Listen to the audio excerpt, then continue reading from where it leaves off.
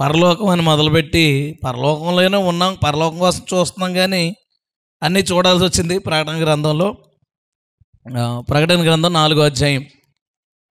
ఈ సంగతులు జరిగిన తరువాత నేను చూడగా, అదిగో పరలోకమందు ఒక తలుపు తెరవబడి ఉండెను, మరియు నేను మొదట వినిన స్వరము బోరధ్వని వలె నాతో మాటలాడగా వింటిని. ఆ మాటలాడిన వాడు ఇక్కడికి ఎక్కి రమ్ము, ఇక మీదట జరగవలసిన వాటిని నీకు కనపరచదన నేను. హల్లెలూయా.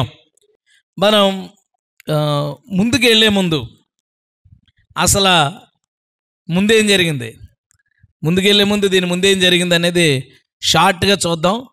ఎవరో బైబిల్స్ తిరగేయకుండా, స్లిప్పులు చూడకుండా, తలల కిందకు ఉంచకుండా ఆలోచించాలంటే తల పైకెత్తి ఆలోచించండి. ఇది రూల్ ఇప్పుడు.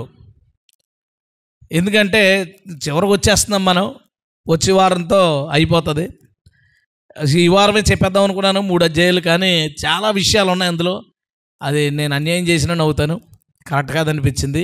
దేవుడు చాలా విషయాలు మాట్లాడుతున్నాడు. సో వచ్చే వారానికి అవకూడదాం నేను అనుకుంటున్నాను, ఆయన ఏమనుకుంటాడో అదే జరుగుతుంది. సో నా లైఫ్లో బహుశా నేను చెప్పిన అతిపెద్ద సిరీస్ ఇది. ఇంతకుముందు 5-6 పార్ట్లు 7 పార్ట్లు కూడా చెప్పాను అనుకుంటా. అన్సంగ్ ఈరోజు 6 పార్ట్లు 7 పార్ట్లు సంథింగ్. ఇంకా కొన్ని సిరీస్ ప్రభు రాకడ ఇలాంటివి చెప్పాము. యోధా పత్రిక ఒక 5 పార్ట్లు. బట్ అతిపెద్ద సిరీస్ ఇది పరలోకం అనేది. నేను చాలా నేర్చుకున్నాను, చాలా తెలుసుకున్నాను, నాకు చాలా ఉపయోగపడి. అండ్ ముఖ్యంగా ఈ సీజన్లో సువార్త చేయడానికి నాకు దానిలో విషయాలు ఎంతో పనిచేసాయి. ఎంతో నన్ను చాలా ఆశ్చర్యపరిచిన విషయాలు నేను చదవడానికి, బైబిల్లో నేర్చుకోవడానికి, అండ్ కొన్ని చోట్ల దానికి సంబంధించిన సమాచారాన్ని సేకరించినప్పుడు చాలా చాలా సంతోషం అనిపించింది నాకు. అంత ధన్యత ప్రభు నాకు ఇచ్చినందుకు నేను ప్రభుని స్తుతించుకుంటున్నాను. హల్లెలూయా. అంతా కరెక్ట్గా చెప్పానో లేదో నాకు తెలియదు, కానీ ఎక్కువ తప్పులైతే చెప్పను. అండ్ కొన్ని నాకు డౌట్ వస్తే నేను దాన్ని ఎత్తలేదు, ఆ విషయం కూడా వదిలేశాను అంతే. మనం చూసిన కంటే లోతైన అర్థం దాంట్లో ఉండొచ్చు, కానీ మనం చూసింది మాత్రం తప్పు మాత్రం కాదు.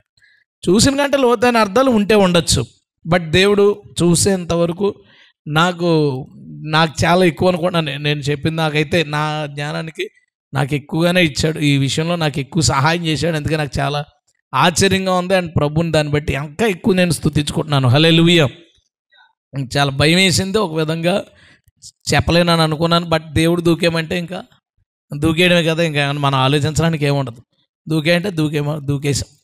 సో ఇంకా మనం చివరికి వచ్చాం కాబట్టి సింపుల్గా దీని గురించి అవుట్లైన్స్ మనం చెప్పగలిగేలాగా ఉందాం, ప్రయత్నిద్దాం, ఆలోచిద్దాం. ఈలో పక్కన ఎవరో ఒకరు ఇంటిస్తారు కాబట్టి దాన్ని ఆవిడ మనకి గుర్తొస్తుంది. అందుకు నేను చెప్తున్నాను, చూసేస్తే మనం ఆలోచించడానికి అవకాశం ఉండదు. కాబట్టి మీరు రాసుకుని ఉంటారు అట్ల మీద మనంతా స్కూల్లో కాపీ కొట్టిన బ్యాచ్లం కాబట్టి కొంత ఉంటుంది.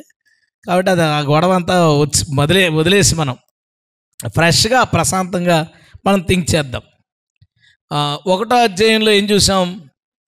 యేసుక్రీస్తు యొక్క ప్రత్యక్షత చూసాం. అందరం ఇంకా చూద్దాం, కిందకు చూడకూడదు, ఓకేనా? ఆలోచిద్దరు. 2-3 అధ్యాయాలు 7 సంఘాల కొరకు దేవుడు చెప్పిన మాటలు అందులో ఉన్నాయి. 4వ అధ్యాయం పరలోక దర్శనం, పరలోకాన్ని చూశాడు. 5వ అధ్యాయం గొర్రెపిల్ల సింహాసనం మీద ఉన్న 7 ముద్రల పుస్తకాన్ని గ్రంథాన్ని తీసుకున్నాడు. అండ్ అందులో ఇంకో మాట కూడా మనం గుర్తుపెట్టుకోవచ్చు, చాలా ముఖ్యమైనది. గొర్రెపిల్ల పరలోకంలో ఆరాధించబడుట. హల్లెలూయా.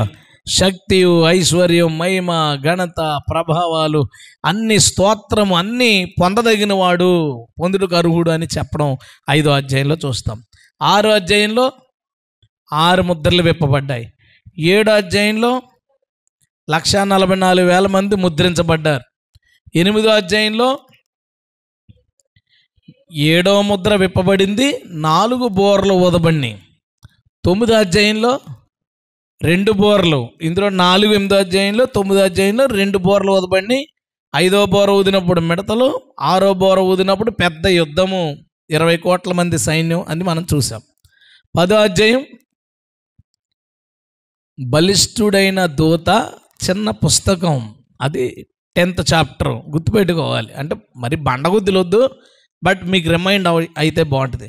వీలైతే అధ్యాయాల దగ్గర ఆ మాటలు చిన్నగా రాసుకోండి, పెద్దగా రాయొద్దు, చిన్నగా రాయండి. ఎందుకు చిన్నగా రాయండి అంటే అది చూడగానే అది మాత్రమే గుర్తు రాకూడదు. మీరు చదివినప్పుడు మీకు అందులో ఇంకా ఇంపార్టెంట్ పాయింట్స్ వస్తే దాన్ని పక్కన రాసుకోవడానికి. ఒకటే రాస్తే అక్కడతో ఆగిపోతారు. అందులో ఇంకా ఎంతో ఉంటుంది, నేను ఎంత చెప్పానో తెలీదు, ఇంకా ఎంతో మాత్రం అందులో చాలా ఉంటుంది. దాని అంతటిని కూడా మనం తవ్వి తీయాలి బయటికి. దేవునికి స్తోత్రం.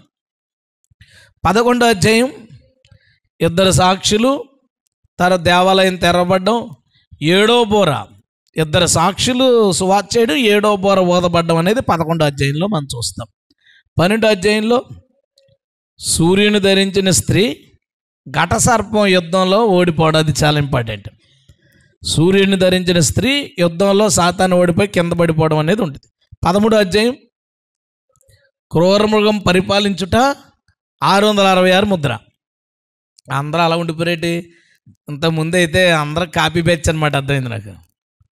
అలా చదువుతున్నారు, సీరియస్గా చెప్తుంది కదా, పోన్లే పిల్లకి అవకాశం ఇద్దాం ఈసారి అన్నట్టు ఇలా చదువుతున్నారు అందరూ. రైట్. 13వ అధ్యాయం 666 ముద్ర, క్రీస్తు విరోధ పరిపాలన, 666 ముద్ర గురించి అక్కడ ఉంది. 14వ అధ్యాయంలో 144,000 మంది సియోను కొండ మీద ఉండడం చూసాం. 14వ అధ్యాయంలో ఇంకో ముఖ్యమైన విషయం ఏం చూసామంటే నిత్య సువార్త తీసుకుని ఒక దూత ఆకాశంలో ఎగరడం, తర్వాత దానిని నమ్మిన వాళ్ళని కోత.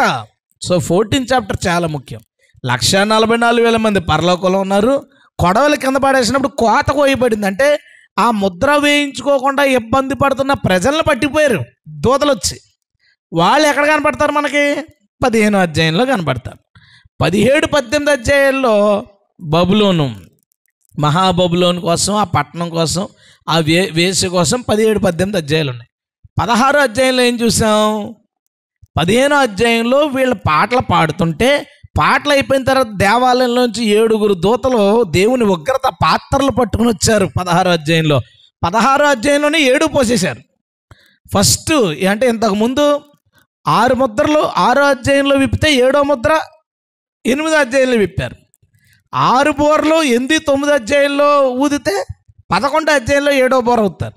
కానీ పాత్రల విషయంలో అలా కాదు, ఒకదాని వెనకాల ఒకటి, ఒకదాని వెనకాల ఒకటి, ఒకదాని వెనకాల ఒకటి, 7 పాత్రలు 16వ అధ్యాయంలో కుమ్మరించడంతో భూమి మీద సమాప్తం అనే మాటని 7వ ముద్రతో, 7వ పాత్రతో దేవుడు పలుకుతాడు. ఏం జరుగుద్దంటే 19వ అధ్యాయంలో వివాహం, గొర్రెపిల్ల వివాహం, గొర్రెపిల్ల యుద్ధం చేయడానికి దిగి రావడం, తన ప్రజలందరితో రావడం అనేది మనం 19వ అధ్యాయంలో చూస్తాం. అది ఎక్కడికి సంబంధించింది అనుకున్నాం మనం? 16వ అధ్యాయంలో అర్మగెద్దోన్ అనే ప్రాంతానికి వాడు యుద్ధం చేయడానికి వస్తాడు. ఈయన తన 1000 పరిశుద్ధులను తీసుకుని ఒలీవ కొండ మీదకి దిగుతాడు. అక్కడ యుద్ధం జరుగుతుంది. తన నోటి ఊపిరి చేత వారిని అంతం చేస్తాడని ప్రకటన గ్రంథం 19వ అధ్యాయంలో నోటి నుంచి వచ్చే, తెస్సలోనికీ 2వ అధ్యాయంలో నోటి ఊపిరి చేత అనే మాటలు మనం చూసాం. మొత్తానికి అలా యుద్ధం జరిగింది. వాళ్ళందరూ చచ్చిపోయారు. చచ్చిపోయిన తర్వాత మరి వీళ్ళందరికీ సమాధి కార్యక్రమం ఎలాగా? ఏం చేశారు? అందరినీ పక్షుల్ని పిలిచాడు. పక్షులు పిలితే ఆ పక్షులన్నీ వచ్చి శుభ్రంగా వారి మాంసం అంతా తినేసాయి. ఇంకేం మిగులుతాయి? బోన్స్ మిగులుతాయి. మరి వాటిని ఏం చేశాడు దేవుడు? అయిపోతే అన్నీ పోతాయి అనుకోండి. మొత్తానికి వాటన్నిటికీ గొప్ప విందు చేయడం అనేది మనం చూసాం. ఇంతటితో ఎన్ని అధ్యాయాలు పూర్తయినాయి? గట్టిగా చెప్పాలి, 19 అధ్యాయాలు పూర్తయినాయి. నేను చెప్పాలి నీరసంగా 19 అధ్యాయాలు చెప్పాను రా బాబు ఇప్పుడు, కానీ మీకేంటి నీరసం? సో ఇప్పుడు మనం 20వ అధ్యాయాన్ని ధ్యానించడానికి వెళ్ళబోతున్నాం. 19 అధ్యాయాల్ని మీరు ఒక్కసారి ఇంటికి వెళ్ళిన తర్వాత 19 అధ్యాయం దాకా చదివితే 20, 21, 22 చదవడం విషయమేం కాదు. కాబట్టి వచ్చే ఆదివారానికి మీరు మొత్తం చదివేసిరండి. 22 అధ్యాయాలు చదివేయండి. మీరు చదివేసిన దాన్ని నేను వివరిస్తాను. క్యూరియాసిటీ కొంతమంది నేను ఏం చెప్తాను ముందులో చదివేసి ఉంటారు. అదొక మంచిది. చదివితే మీకు ఎంత అర్థమైంది, అసలు అది నాకు ఎంత అర్థమైంది, ఇంకా ఎంత అర్థం చేసుకోవాలనే విషయం మనకి తెలుస్తుంటుంది. సో నెక్స్ట్ సండేకి టార్గెట్ ఏంటంటే ప్రకటన గ్రంథం పూర్తి చేయడం. సగం చదివిన వాళ్ళు మిగతా చదవండి, ఏమీ చదవని వాళ్ళు ఫస్ట్ నుంచే చదవండి. వచ్చే ఆదివారం నాడు మీరు చదవకపోతే నేను ఏం చేస్తాను, నాకు ప్రజెంట్ అప్పటికి ఏ ఐడియా వస్తే అది ఇంకా అప్పుడు కొద్ది ఏమనుకుంటే అనుకో, అలా చర్చి చుట్టూరు ప్రదక్షిణాలు చేసేయండి అనొచ్చు 10. సో ఆ టైంకి మనం ఏం చెప్తామో తెలియదు కాబట్టి మీరు చదవండి. అది మీకు అవసరం, నాకు చాలా ఈజీగా ఉంటుంది. ఎందుకంటే చాలా చాలా విషయాలు ఉన్నాయి, చాలా లింక్స్ దాంట్లో నాకు కనబడుతున్నాయి. వాటన్నిటినీ మనం ధ్యానించడానికి ప్రయత్నం చేద్దాం. హల్లెలూయా, స్తోత్రం చెప్దాం ఒకసారి. హల్లెలూయా. ఈరోజు ముందు కంటే అలర్ట్గా, వెరీ అలర్ట్ ఉండాలి. అందరూ కూడా పూర్తిగా మైండ్ ఎక్కడే ఉండాలి. మనం ముందు నుంచి చూస్తున్నాం, అలా లేనప్పుడు మీరు చాలా డిమ్గా కనపడ్డారు. ఇప్పుడు ఒక సండే మాత్రం, మిగతా అంతా పర్లేదు, బాగానే అలర్ట్గా ఉన్నారు. ఈరోజు చాలా చాలా అలర్ట్గా ఉండాలి. చాలా ముఖ్యమైన అధ్యాయం మనం చూడబోతున్నాం. ప్రకటన గ్రంథం 20వ అధ్యాయం. ప్రకటన గ్రంథం 20వ అధ్యాయం 1వ వచనం. మరియు పెద్ద సంఖ్యలను చేత పట్టుకుని అగాధం యొక్క తాళపు చెవి గల ఒక దేవదూత పరలోకము నుండి దిగివచ్చుట చూచి తిని. మనం ప్రారంభం నుంచి ఏం చేస్తున్నామంటే, క్రీస్తు ప్రకటన గ్రంథంలో ఎన్ని రూపాల్లో కనిపిస్తున్నాడో చూస్తున్నాం. ఆ ప్రయత్నంలో యేసుక్రీస్తు ప్రత్యక్షత అని అది చాలా పాటలు చెప్పుకున్నాం ప్రకటన గ్రంథంలోంచే. ఇందులోనే యేసుక్రీస్తు ఎన్ని రకాలుగా కనబడ్డాడు అనే విషయాన్ని కూడా మనం చూసాం. ఏంటి, ఇది కాకుండా, ఈ సిరీస్ కాకుండా. సో ఇందులో మరొక చోట ఇక్కడ ఆయన లాంటి ఒక వ్యక్తి మనకు కనిపిస్తున్నాడు. ఈయన్ని ఎలా గుర్తుపడతాం? పెద్ద సంఖ్యలు చేత పట్టుకుని అగాధం యొక్క తాళపు చెవి గల ఒక దేవదూత అని రాయబడింది. పెద్ద సంఖ్యలు, చేతులు ఏమున్నాయి? ఒక చేతిలో సంఖ్యలు ఉన్నాయి, ఇంకో చేతిలో అగాధము యొక్క తాళపు చెవి, పాతాళం యొక్క తాళపు చెవి ఆయన దగ్గర ఉంది. పాతాళం యొక్క తాళపు చెవి గలవాడు, చూడండి, అగాధం యొక్క తాళపు చెవి గల అతను దాన్ని కలిగి ఉన్నాడట. ఈ అగాధం యొక్క తాళపు చెవి గురించి మనం ఎక్కడ చూస్తాం? ప్రకటన గ్రంథం 1వ అధ్యాయంలో ఏమంటాడు? మొదటి వాడిని, కడపటి వాడిని, చనిపోయిన మరలా అక్కడ చెప్తూ, మరణము యొక్క పాతాళము యొక్క తాళపు చెవులు నా వద్దనున్నవి. హల్లెలూయా. సో ఇది ఖచ్చితంగా మనకు ఒక స్ట్రాంగ్ హింట్ మనకిస్తుంది. ఇంకొక హింట్ మనకేమొస్తుందంటే, ఈయన సంఖ్యలు పట్టుకుని వచ్చాడు. వచ్చి ఏం చేస్తున్నాడు? అతడు ఆది సర్పమును అనగా అపవాదియు సాతానును అను ఆ ఘట సర్పమును పట్టుకుని 1000 సంవత్సరాలు వానిని బంధించి అగాధములో పడవేసి ఆ 1000 సంవత్సరాలు గడుచు వరకు ఇక జనుల్ని మోసపరచకుండునట్లు అగాధమును మూసివేసి దానికి ముద్ర వేశాను. అటు పిమ్మట వాడు కొంతకాలం వదిలిపెట్టబడతాడు. ఏం చేశాడు ఇతను? వచ్చి ఈ అపవాదిని పట్టుకున్నాడు. ఎక్కడున్నాడు వీడు? అపవాది. యుద్ధంలో ఏమైంది? నోటి ఊపిరి చేత వీళ్ళందరూ చచ్చిపోయారు. ఆడు నాకు తెలిసి స్పృహ తప్పిపోవడం ఏదో జరిగి మొత్తానికి అక్కడే ఉన్నాడు. ఉంటే ఈయన ఒలివ కొండ మీద ఉంటాడు, ఎన్ని చోట్లనే ఉంటాడు కదా ప్రభు. వచ్చి తాళపు చెవులు, చైను, సంఖ్యలు పట్టుకుని వచ్చి అపవాదిని బంధించి పాతాళంలో పడవేసి తాళం వేసి దానికి ఒక సీల్ వేసాడంట. మళ్ళీ సీల్ అంటే మళ్ళీ ఈయన వచ్చి చెప్పాలి, ఎవడ చెప్పడం లేదు. ముద్ర వేశాను. ప్రభు కావచ్చు, ప్రభు చేయించవచ్చు, నేను ప్రభు అనుకోవచ్చు, మన ఇష్టం. ఎందుకంటే ప్రభువే చేయించాడు కాబట్టి. ప్రభు మనల్ని దేవదూతలుగా కాపాడినా ప్రభువే కాపాడాడు. ప్రభు దేవదూతల ద్వారా పోషించాడు, ప్రభువే పోషించాడు. ప్రభు ఎవరో ఒక వ్యక్తి ద్వారా మనకి సహాయం చేసినా ప్రభువే సహాయం చేశాడు అనుకున్నప్పుడు దీనిని అలా అనుకోవడంలో ప్రాబ్లం ఏమీ లేదు. అలా అనుకుందాం. అనుకోవడానికి ఇంకో కారణం ఏంటంటే, ప్రభుకి అపవాదికి ఉన్న పాత కక్షలు ఎప్పటి నుంచి ఉన్నాయి? కక్షలు అసలు అపవాదికి ప్రభుకి ఏంట ఆ కక్ష, పాత కక్ష? ఒకసారి ఆదికాండం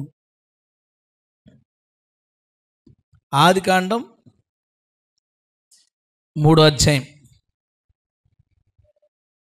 15వ వచనం. మరియు నీకును స్త్రీకిని నీ సంతానమునకును ఆమె సంతానమునకును వైరము కలగజేసేదను అనే మాట ఉంది. నీ సంతానానికి ఆమె సంతానానికి వైరం కలగజేసేదను. నీ సంతానం అంటే అపవాదిని అనుసరించే వాళ్ళు వీళ్ళందరూ. నీకు నామికి కూడా వైరం ఉంది కదా. నీ సంతానానికి ఆమె సంతానానికి, ఆమె సంతానం అంటే ఎవరు? మన అందరికీ అవ్వ తల్లే. ఆమె సంతానం అంటే మనందరం వస్తాం. కానీ బైబిల్ యొక్క విధానంలో ప్రతి సంతానాన్ని తండ్రి సంతానంగా పరిగణిస్తారు. అబ్రహాము ఇస్సాకును కనెను. శారా కన్నది అబ్రహాం కన్నాడా? శారాయే కంద అబ్రహాం లేడా? అబ్రహాం నాడా? బిడ్డను కన్నప్పుడు జనరల్గా మనం తల్లిదండ్రుల్ని పరిగణించవచ్చు. కానీ బైబిల్ ఒక రూల్ తీసుకెళ్తుంది. ఏంటంటే తండ్రి సంతానంగా పరిగణించబడతారు. ఎందుకంటే శిరస్సు పురుషుడు. అది బైబిల్ విధానం మాత్రమే కాదు, అన్ని చోట్ల అంతే. మీ పిల్లోడికి అమ్మ ఇంటి పేరు వస్తుందా, నాన్న ఇంటి పేరు వస్తుందా? అమ్మ ఇంటి పేరు ఎందుకు రాలేదు? మీది ఏ ఊరు అని అడిగినప్పుడు అమ్మమ్మ గారు ఊరి పేరు చెప్తారా, మీరున్న ఊరి పేరు చెప్తారా? చెప్పండి. మన ఊరి పేరే చెప్తాం. మాది ఊరు అంటే మా ఊరి పేరే చెప్తాం. అమ్మమ్మ గారు ఊరి పేరు ఎందుకు చెప్తాం? అది మా అమ్మగారు ఊరు, అది మా ఊరు మాత్రం మనం ఉండేదే. ఎందుకు? నాన్నగారి ఇంటి పేరు, నాన్నగారి వంశము, నాన్నగారి ఊరు, నాన్నగారికి సంబంధించినవి వస్తాయి. ఎక్కడ కూడా లెక్కేసేది అదే. కాకపోతే మన సైడు ఆడవాళ్ళు కొంచెం బాగా గడిచోళ్ళు కాబట్టి, అధికారాలు లాగేసుకుంటారు కాబట్టి కొంచెం ఆడవాళ్ళకి కొంత నోరు ఉంటుంది తప్ప, మామూలుగా రూల్గా మాత్రం ఆధార్ కార్డులో నాన్నగారి ఇంటి పేరే వచ్చింది అందులోకి, అంతే. అది పురుషుని పిల్లలు అందరము, ఈ భూమి మీద ఉన్న వాళ్ళందరం ఎవరు? పురుష సంతానము. యేసు ఒక్కడే స్త్రీ సంతానం. ఎందుకంటే పురుష ప్రమేయం లేకుండా పుట్టాడు. స్తోత్రం చెప్దాం. పురుష ప్రమేయము లేకుండా పుట్టినవాడు కాబట్టి యేసు ఒక్కడే ఆమె సంతానం అయ్యింది. ఆదాము కూడా పురుష ప్రమేయం లేకుండా పుట్టాడు, కానీ ఆదాము కూడా అమ్మలేదు. సంతానంగా దేవుడు చేయబడ్డాడు, దేవుడు సృష్టించాడు. కన్నవారిలో, ఈ భూమి మీద పుట్టిన వారిలో యేసు ఒక్కడు మాత్రమే స్త్రీ సంతానమై ఉన్నాడు. ఇప్పుడు ఎవరెవరికి వైరం? ఆ సర్పానికి యేసుక్రీస్తుకి వైరం ఉంది. ఆ వైరంలో అప్పటి నుంచి ఇప్పుడు దాకా దెబ్బలాడుకుంటున్నారు. ఇంకా ఎదరెదర కూడా దెబ్బలాడుకుంటారు. ఆ దెబ్బలాటకి అంతం ఒక రోజు వచ్చింది. ఆ రోజు పడిపోయి ఉన్నాడు, అటు దొరికేశాడు ప్రభువుకి. కాడు దొరికేస్తే పెద్ద సంఖ్యలు తాళం పట్టుకుని ఆని తీసుకెళ్ళి పాతాళంలో పడేశాడు. అక్కడ ఒక మాట నెరవేరుతుంది. అతడు నీ తల మీద కొట్టును. యేసు ఎక్కడ కొడతాడంటే సైతాను గాడిని తల మీద, వాడు మడిమె మీద కొట్టును. ఆడు కూడా దెబ్బ కొడతాడు. కానీ ఇక్కడ కనబడుతుంది మాత్రం ఒక దెబ్బే కనబడుతుంది. ఆయన తల మీద కొట్టును అనేది కనబడుతుంది. అంటే సాతాను తీసుకెళ్ళి బంధించి 1000 సంవత్సరాలు ఆడు మనుషుల్ని మోసం చేయడానికి లేకుండా బంధించబడ్డాడు. అద్భుతమైన విషయం ఇది. దేవుడు వాడిని బంధించాడు.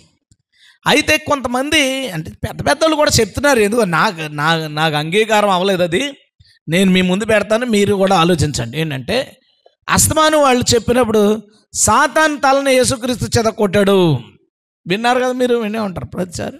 సాతాను తలని యేసుక్రీస్తు చెదకొట్టేశాడు, ఇప్పుడు ఆడి తోక మాత్రమే ఊగుతుంది, ఆడికి అంత సీన్ లేదు, ఆ టైప్లో మాట. ఒక ఆయన అడిగితే కొంతమంది ఏమంటారంటే అపవాదిని హైలైట్ చేస్తారు కొంతమంది పాస్టర్స్. అపవాదిని హెచ్చించే వాళ్ళు ఉన్నారు, దేవుడిని హెచ్చించకుండా అపవాదిని హెచ్చిస్తున్నారు. ఆడికి అసలు తలే లేదు, ఆడికి తోకతో ఆడు తిరుగుతున్నాడు అంతే అని మాట్లాడిన వాళ్ళు కూడా పెద్ద వాళ్ళు వీళ్ళు, చాలా ప్రొఫెసర్లు. ఇదంతా నాకెందుకు అది అంగీకారం అవ్వలేదంటే, యేసుక్రీస్తు శిలువ మీద సాతాను తల చితక్కొట్టాడు అనడానికి ఆధారాలు లేవు. యేసుక్రీస్తు శిలువ మీద మన పాపాలను కడగడానికి ప్రాయశ్చిత్తం చేశాడు. దేవునికి స్తోత్రం. సాతాను వలన మనిషికి ఏమొచ్చిందో అది విడుదలైంది తప్ప సాతాను మీదకి ఏం ఎఫెక్ట్ లేదు. అక్కడ సాతాను గాడు ఇప్పుడు కూడా పాపం చేస్తే ఆ పాపం ద్వారా నరకానికి తీసుకెళ్ళిపోవచ్చు మనిషిని, అంతే కదా. క్షమాపణ అడిగినోడిని ప్రభు రక్తం కడగలదు తప్ప సాతాను గాడు ఆడి మరణం వల్ల వచ్చిన ప్రభావం ప్రపంచం మీద ఉంది, ఇంకా చాలా విస్తారంగా ఉంది. సో సిలువు మీద ఆడితాల చెదకొట్టాడు అనడానికి ఎందుకో లాజిక్ సెట్ అవ్వాల. నెంబర్ 2, సాతాను తంత్రాలు మనం ఎరుగని వారము కాము. అంటే సాతాను తంత్రాలు ఉన్నాయనే కదా అర్థం. తలకాయ లేకపోతే తంత్రాలు ఎక్కడి నుంచి వస్తాయి? చెప్పింది అర్థమైందా? అంటే సాతాను గడికి తలకాయ ఉంది అని అనుకోవాలి. పేతురు ఏమన్నాడో తెలుసా? ఇంకా ఒక అడుగు ముందుకేసి అపవాది గర్జించు సింహం వలె వెతుకుతూ తిరుగుచున్నాడు. దేనికి? ఎవరిని మింగుదామో. తలకాయ లేని సింహం కాదైతే ఇది. మింగాలంటే తలకాయ ఉండాలి. తలకాయ ఉన్న సింహమే. అపవాదిని తంత్రగాడు అన్నాడు పౌలు, సింహం అన్నాడు ఎవరు? పేతురు. సో యోహాను ఏమంటాడు? దుష్టుడు వాడిని ముట్టకుండా తన తాను భద్రం చేసుకోవాలన్నాడు. అంటే మనిషి వాడు భద్రం చేసుకోకపోతే దుష్టుడు వాడిని ముట్టి ప్రమాదాన్ని చేకూర్చడానికి అవకాశం ఉంది అని రాయబడింది. అందుకే ఇప్పటికీ దురాత్మలు, చీకటి శక్తులు, చేతబళ్ళు ఇవన్నీ మనుషుల్ని ఎందుకు హింసిస్తున్నాయి? కొన్ని మనుషుల్ని ఎందుకు చంపగలుగుతున్నాయి? వాటికి శక్తి ఉంది. అవి బలం లేనివి కావు. కానీ మనలో ఉన్నవాడు వాడికంటే బలవంతుడు. హల్లెలూయా. అదే మన ధైర్యం. ఆడు బలహీనుడు అనేందుకు మన ధైర్యం కాదు. మన దేవుడు వాడికంటే బలవంతుడు కాబట్టి మనకు ధైర్యం వచ్చింది. దేవునికి స్తోత్రం. హల్లెలూయా. ఇది నేను యాక్సెప్ట్ చేయలేను దాన్ని. అపవాదికి ఇప్పుడు తలకాయ ఉంది. తలకాయ ఉంది కాబట్టి ఆడు ఎక్కడికి వెళ్ళి యుద్ధం చేశాడు? ఏకంగా తర్వాత రోజుల్లో పరలోకం వెళ్ళివాడు యుద్ధం చేయబోతున్నాడు. పరలోక సైన్య సమూహం అంతా యుద్ధం చేశాడని కింద పడగొట్టారు.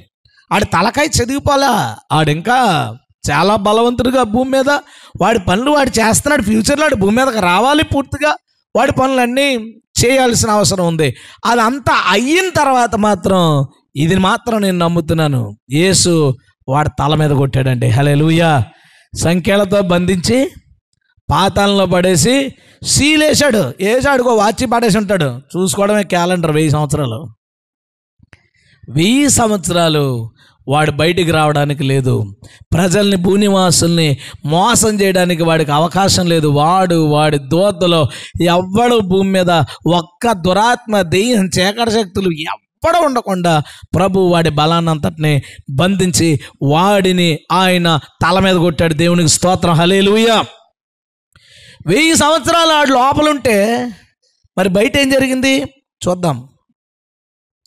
అంతట సింహాసనాలు చూచాను, వాటి మీద ఆసీనులై ఉండి వారికి విమర్శ చేయు అధికారం ఉంది. మరియు క్రూర మృగమునికైనను దాని ప్రతిమకైనను నమస్కారము చేయక తమ నొసల యందు గాని చేతుల యందు గాని దాని ముద్ర కొనని వారిని యేసు విషయమై తామిచ్చిన సాక్ష్యము నిమిత్తం, దేవుని వాక్య నిమిత్తం శిరచ్ఛేదనం చేయబడిన వారి ఆత్మలు చూచాను. వారు బ్రతికిన వారై 1000 సంవత్సరాలు క్రీస్తుతో కూడా రాజ్యము చేసిరి. హల్లెలూయా. ఏంటట? మనం బాగా ఆలోచిద్దాం. ఇంకో బ్యాచ్ వదిలేసింది ఇక్కడ. మనం జాగ్రత్తగా గమనించుకుంటూ వస్తే ఏమేమి బ్యాచ్లు పట్టుకున్నాం మనం?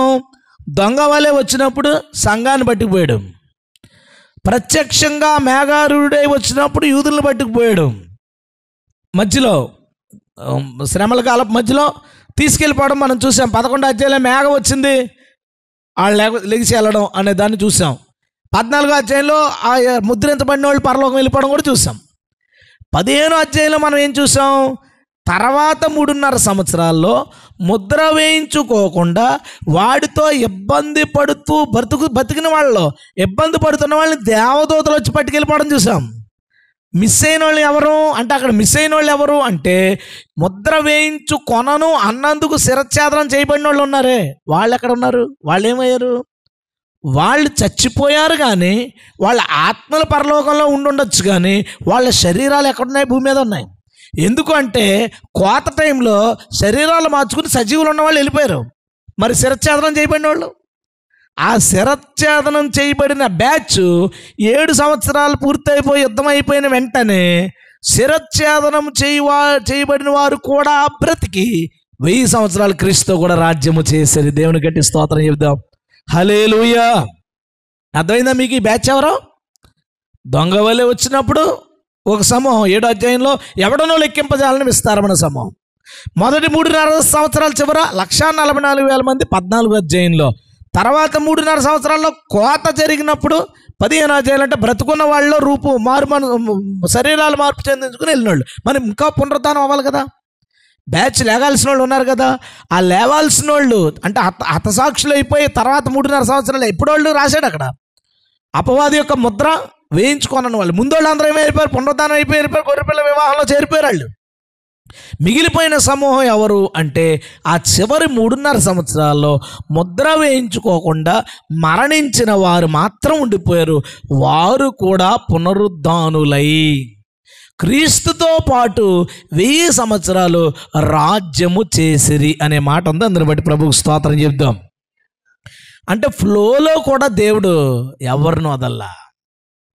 ఫ్లోలో కూడా అంటే అది రాయకపోయినా మనకు ఎలగకపోను, అది రాయకపోయినా అందరూ వెళ్ళిపోయారులే పరలోకం అనుకుంది మనం. కానీ దేవుడు దాన్ని క్లియర్గా ఇదిగో వీళ్ళెక్కడ ఈ చివరోళ్ళు చచ్చిపోయిన వాళ్ళు ఎక్కడ పునరుద్ధానం అవుతారు అనే మాటను రాయించాడు. అక్కడ ఉన్న మాటలు ఇంకా చూద్దాం. ఆ 1000 సంవత్సరాలు గడుచు వరకు కడమ మృతులు బ్రతకలేదు, ఇదియే మొదటి పునరుద్ధానం. ఇప్పుడు నేను మిమ్మల్ని ప్రశ్న అడుగుతాను. కడమ అంటే మిగిలిన వాళ్ళు అని అర్థం, కడసారోడు కాదు, మిగిలిన వాళ్ళు అని అర్థం. మిగిలిన వాళ్ళు బ్రతకలేదు, 1000 సంవత్సరాలు అయ్యే వరకు మిగిలిన వాళ్ళు బ్రతకలేదు. ఎవరా మిగిలిన వాళ్ళు చెప్తారా? ఆలోచించండి, పర్లేదు. మీరు ఆలోచిస్తేనే సమాధానం చెప్పినంత గొప్పగా ఫీల్ అవుతున్నాను నేను. కయీను లేచాడా? నాబాలు లేచాడా? చెప్పండి. వీళ్ళందరూ లేచారా? చూసాం కదా మనం. పరలోకంలో లెక్కకు విస్తారమైన వాళ్ళు చూసాం, శ్రమల్లో వెళ్ళిపోయిన వాళ్ళు చూసాం, శ్రమల చివర వెళ్ళిపోయిన వాళ్ళు చూసాం, బాగా చివర చచ్చిపోయిన వాళ్ళు ఎక్కడ చూసాం. మరి పాపులు, చచ్చిపోయిన వాళ్ళు పాపులు కూడా ఉన్నారు, వాళ్ళు లెగలేదు. 1000 సంవత్సరాల గడుచు వరకు కడమ మృతులు బ్రతకలేదు. ఎక్కడున్నారు వీళ్ళు మరి? కడమ మృతులందరినీ చెప్పండి. పాతాళంలో ఉన్నారు. ఈ పాతాళంలో ఉన్నప్పుడు ఈ సాతాను కానీ సంఖ్యలేసి అందులో పడేసినప్పుడు వీళ్ళందరూ కుమ్ముతుంటారు లోపల, నీ వల్ల ఇక్కడికి వచ్చారా బాబు. అందుకని చూడు, ప్రేతలు పాతాళంలో ప్రేతలు రేపుతున్నది, రాజులు అధికారులు గొప్ప వాళ్ళు అందరూ నువ్వు కూడా ఇక్కడికే వచ్చావా అనుకుంటారని చూసాం మనం యెషయా గ్రంథం 14వ అధ్యాయంలో. ఈ 1000 సంవత్సరాల్లో ఆయన లోపల ఆయన తిట్టుకుంటానే ఉంటారు. నీ బతుకు చెడ, నువ్వు ఇక్కడికి వచ్చావు, మమ్మల్ని బతుకు చెడ కొట్టావు, మమ్మల్ని ఇక్కడ ఉన్నాను తిట్టుకుని ఎడుతారు. 1000 సంవత్సరాలు గడుచు వరకు మిగతా మృతులు లేవలేదు. ఆలోచించినందుకు వందనాలు మీకు. పక్కనే ఉంది, ఇదియే మొదటి పునరుద్ధానం. ఎన్ని పునరుద్ధానాలు ఉన్నాయి? ఎన్ని పునరుద్ధానాలు ఉన్నాయి? 2 పునరుద్ధానాలు. ఏమేమి? రైట్. యోహాను సువార్త 5వ అధ్యాయం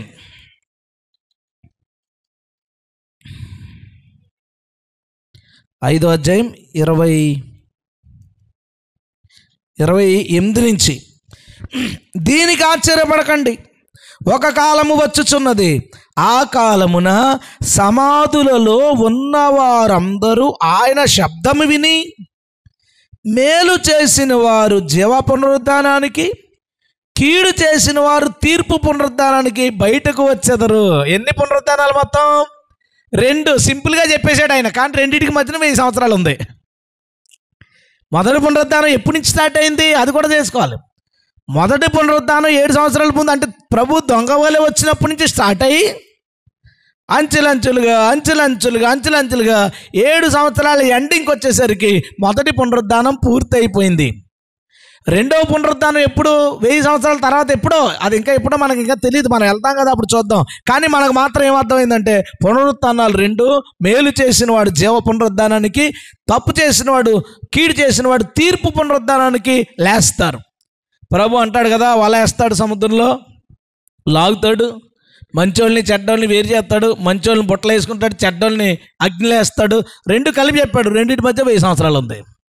సింహాసనం మీద కూర్చుని మంచి వాటిలోంటి చెడ్డ వాటిని వేరు చేసి, గొర్రెల్లోంచి మేకలను వేరు చేసి, గొర్రెలు ఏమో 1000 సంవత్సరాల ముందు వేరు చేస్తాడు, మేకలు 1000 సంవత్సరాల తర్వాత వేరు చేస్తాడు. 2 పునరుద్ధానాలకి మధ్యన 1000 సంవత్సరాల పైచిలుకే. ఆ పైచిలుకి ఏంటో కూడా నేను మీకు చెప్తాను. సమయం ఉంది. మేలు చేసిన వాడు జీవ పునరుద్ధానానికి. ఇప్పుడు మొదటి పునరుద్ధానం ఏంటి అంటే జీవ పునరుద్ధానం. వాటి గురించి ఎలా రాయబడింది చూడండి. ఈ మొదటి పునరుద్ధానములో పాలుగలవారు ఎవరు అంటే ధన్యులను, పరిశుద్ధులై ఉందురు. ఎవరటాళ్ళు? ధన్యులు, పరిశుద్ధులై ఉందురు. యేసు ప్రభు మొట్టమొదటి ప్రసంగం ఆత్మ విషయమై దీనులైన వారు ధన్యులు అని ఎందుకెత్తాడో తెలుసా? పరలోకం వెళ్ళేది వాళ్ళే. హల్లెలూయా. ఫస్ట్ ప్రసంగం చిన్నది కాదు. స్టార్ట్ చేయడం ఏం స్టార్ట్ చేశాడు తెలుసా? నువ్వు పునరుద్ధానం అవ్వాలంటే ధన్యుడు అవ్వాలి. సండే స్కూల్ పిల్లల్ని అడిగినా ధన్యతలు ఎన్నో టక్కమని చెప్తారు. ఆ లిస్ట్ చెప్పండి అంటే దడమని చెప్తారు, కానీ దాన్ని సీరియస్గా తీసుకోరు. ఆత్మ విషయమైన దీనులైన వారు ధన్యులు, హృదయ శుద్ధి గలవారు ధన్యులు, నీతి కొరకు ఆకలి దప్పు గలవారు. వీళ్ళు ఎవరంట? మొదటి పునరుద్ధానంలో పాల్గొరిన వాళ్ళు ఏళ్ళేళ్ళు. ఈ ధన్యతలన్నీ కలిగిన లక్షణాలు కలిగిన వాళ్ళే మొదటి పునరుద్ధానంలో పాలుగలవారు అవుతారు. హల్లెలూయా. ధన్యులు రెండో క్వాలిటీ ఏం చెప్పాడు తెలుసా? హోలీనెస్, పరిశుద్ధత. వారు పరిశుద్ధులై ఉన్నారు. తర్వాత ప్రసంగాలన్నీ ఏం చెప్తాడు? మీరు ఇలా చేయొద్దు, మీ కంటితో ఇలా చేయొద్దు, మీ చేతులతో ఇలా చేయొద్దు. 5వ అధ్యాయం నుంచి 7వ అధ్యాయం దాకా ఉన్న ప్రసంగాలంతా రెండే విషయాలు చెప్తుంది. ఒకటి ధన్యతలో, రెండోది పరిశుద్ధత. ఈ రెండు ఎందుకు చెప్పాడో తెలుసా? ఈ రెండు ఉన్నవాడే మొదటి పునరుద్ధానంలో పాలువాడవుతాడు. గట్టిగా స్తోత్రం చెప్దాం. హల్లెలూయా. కాబట్టి మళ్ళా చదివినప్పుడు ఈసారి ఇంకోలా చదవండి. మత్తయి సువార్త 5వ అధ్యాయం నుంచి ప్రభు చేసిన ప్రసంగం ప్రకటన గ్రంథం 20వ అధ్యాయానికి కనెక్ట్ అయ్యి ఉంది. హల్లెలూయా. ఎక్కడోళ్ళే అక్కడికి వెళ్తారు, ఎక్కడ వాళ్ళే అక్కడ పునరుద్ధానం అవుతారు. సరే, మొత్తానికి ధన్యులు, పరిశుద్ధులైందురు. ఇట్టి వారి మీద రెండవ మరణానికి అంటే నరకంలో వేయడానికి అధికారం లేదు. వీరు దేవునికి క్రీస్తుకును యాజకులై క్రీస్తుతో కూడా 1000 సంవత్సరాలు రాజ్యము చేయుదురు అనే మాట ఉందండి. వీళ్ళతో పాటు మొత్తం ఆల్రెడీ దిగిపోయారు కదా, ప్రభువుతో పాటు 1000 పరిశుద్ధులు దిగిపోయారు. ఇప్పుడు ఈ పునరుద్ధానమైన వాళ్ళు ఉన్నారు. వీళ్ళందరూ ఏం చేస్తారట? వీరు దేవునికి క్రీస్తుకును యాజకులై క్రీస్తుతో కూడా 1000 సంవత్సరాలు రాజ్యం చేస్తారు. అంటే ఇక్కడ మనకేం కనబడుతుందంటే 1000 సంవత్సరాల రాజ్యం ఒకటి కనబడుతుంది. దీన్నే మనం ఏమంటామంటే 1000 ఏండ్ల పాలన. ఎందుకంటే రాజ్యము చేస్తారు అంటే పరిపాలన చేస్తారు అనే మాట ఉంది. 1000 ఏండ్ల పాలన అనే ఒక మాట, ఒక టాపిక్ మన మధ్యకు వచ్చి పడింది. బయట పరిస్థితులు ఏంటంటే క్రీస్తు విరోధి ఆత్మ కలిగిన కొన్ని సంఘాలు ఉన్నాయి. పిడి సుందర్రావు అతని సమూహం, చర్చ్ ఆఫ్ క్రైస్ట్ వారి బ్రాంచ్లు, వీళ్ళు చర్చ్ ఆఫ్ క్రైస్ట్ అనే పేర్లో ఉంటుంది అంతే, ఆ బ్రాంచ్లు. వీళ్ళందరూ ఎవరంటే క్రీస్తు విరోధి ఆత్మ గలవారు. వారు తమను మహింపరుచుకుంటారు కానీ క్రీస్తుని మహింపరచరు. రెండోది, క్రీస్తు గొప్ప చేయబడ్డాన్ని వాళ్ళు భరించలేరు. ఈ 1000 సంవత్సరాలు ఎవరు పరిపాలిస్తారు భూమి మీద? క్రీస్తుతో కూడా ఉందన్నమాట. క్రీస్తుతో కలిసి పరిపాలన చేస్తారు.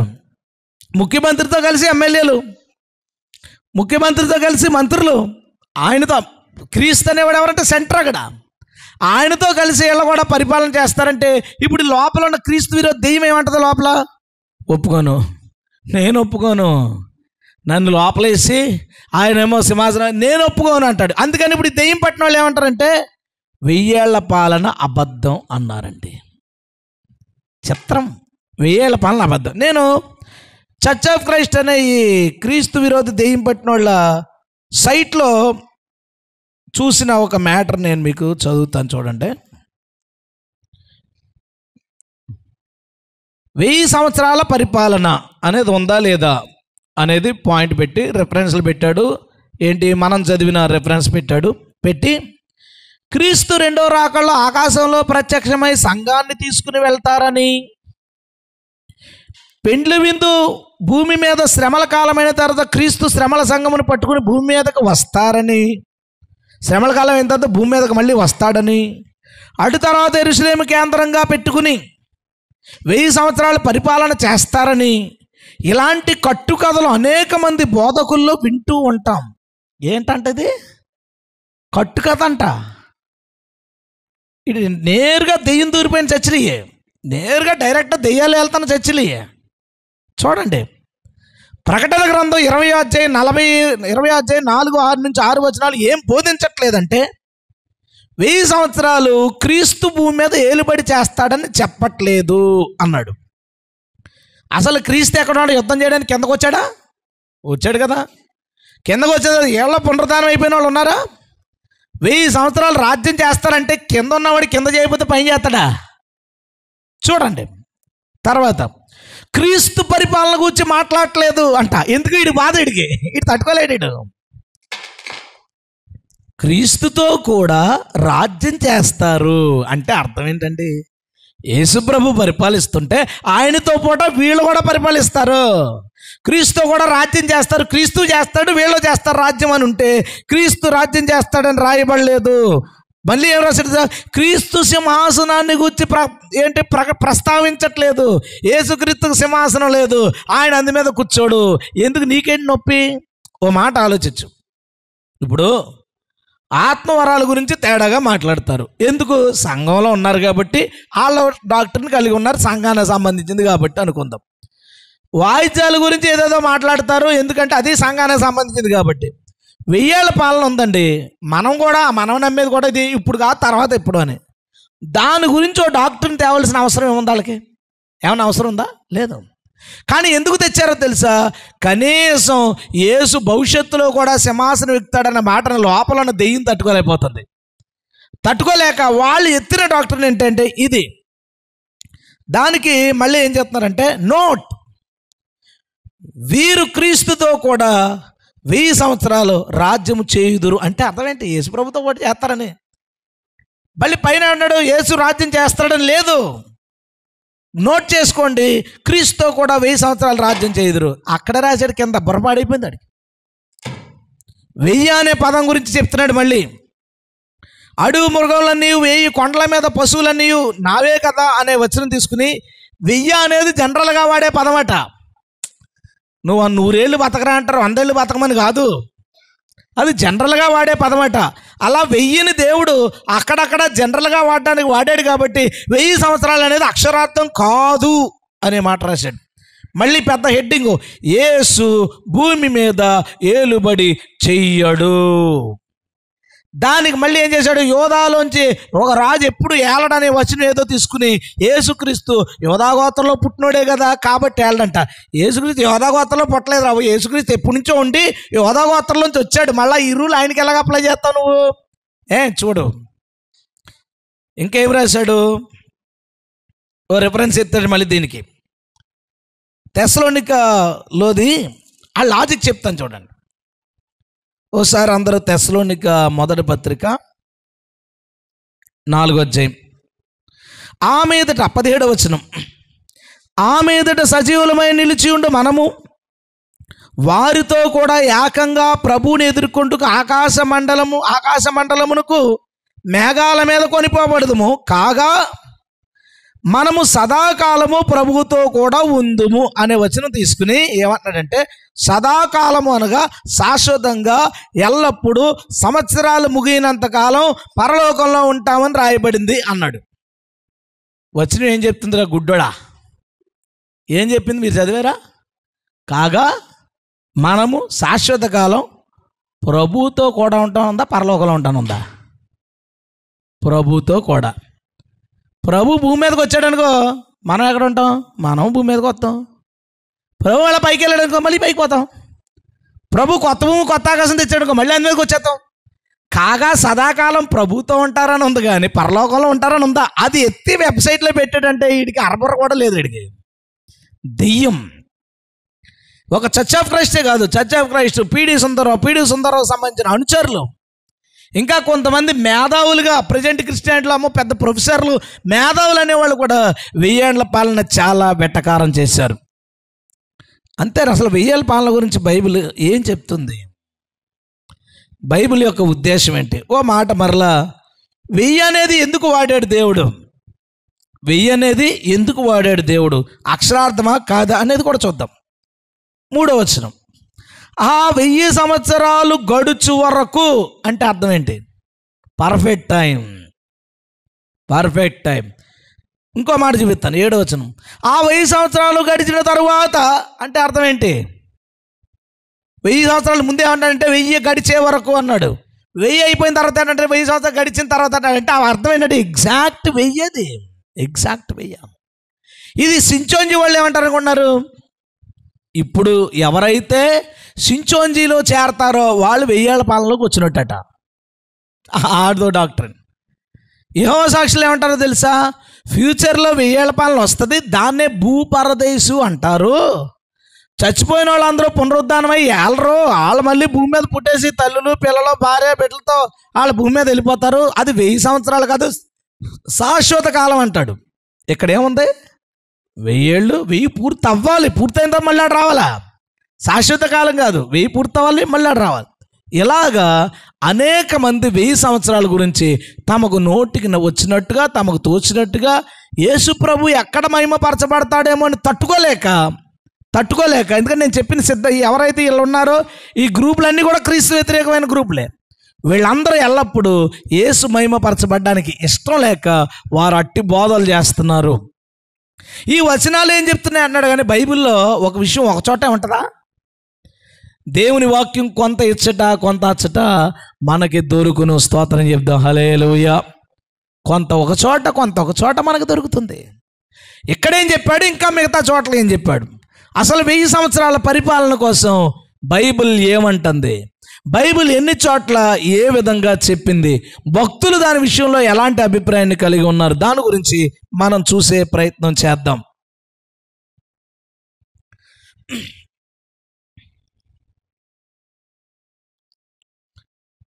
జకర్యా గ్రంథం,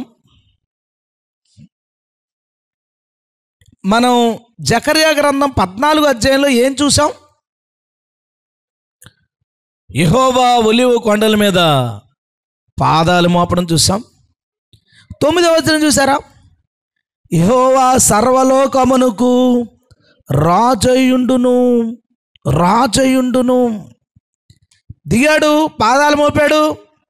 మోపిన తర్వాత ఏమవుతాడంట? సర్వలోకానికి ఆయన రాజయుండును, భూమి మీదకి వచ్చి పరిపాలన చేస్తాడు.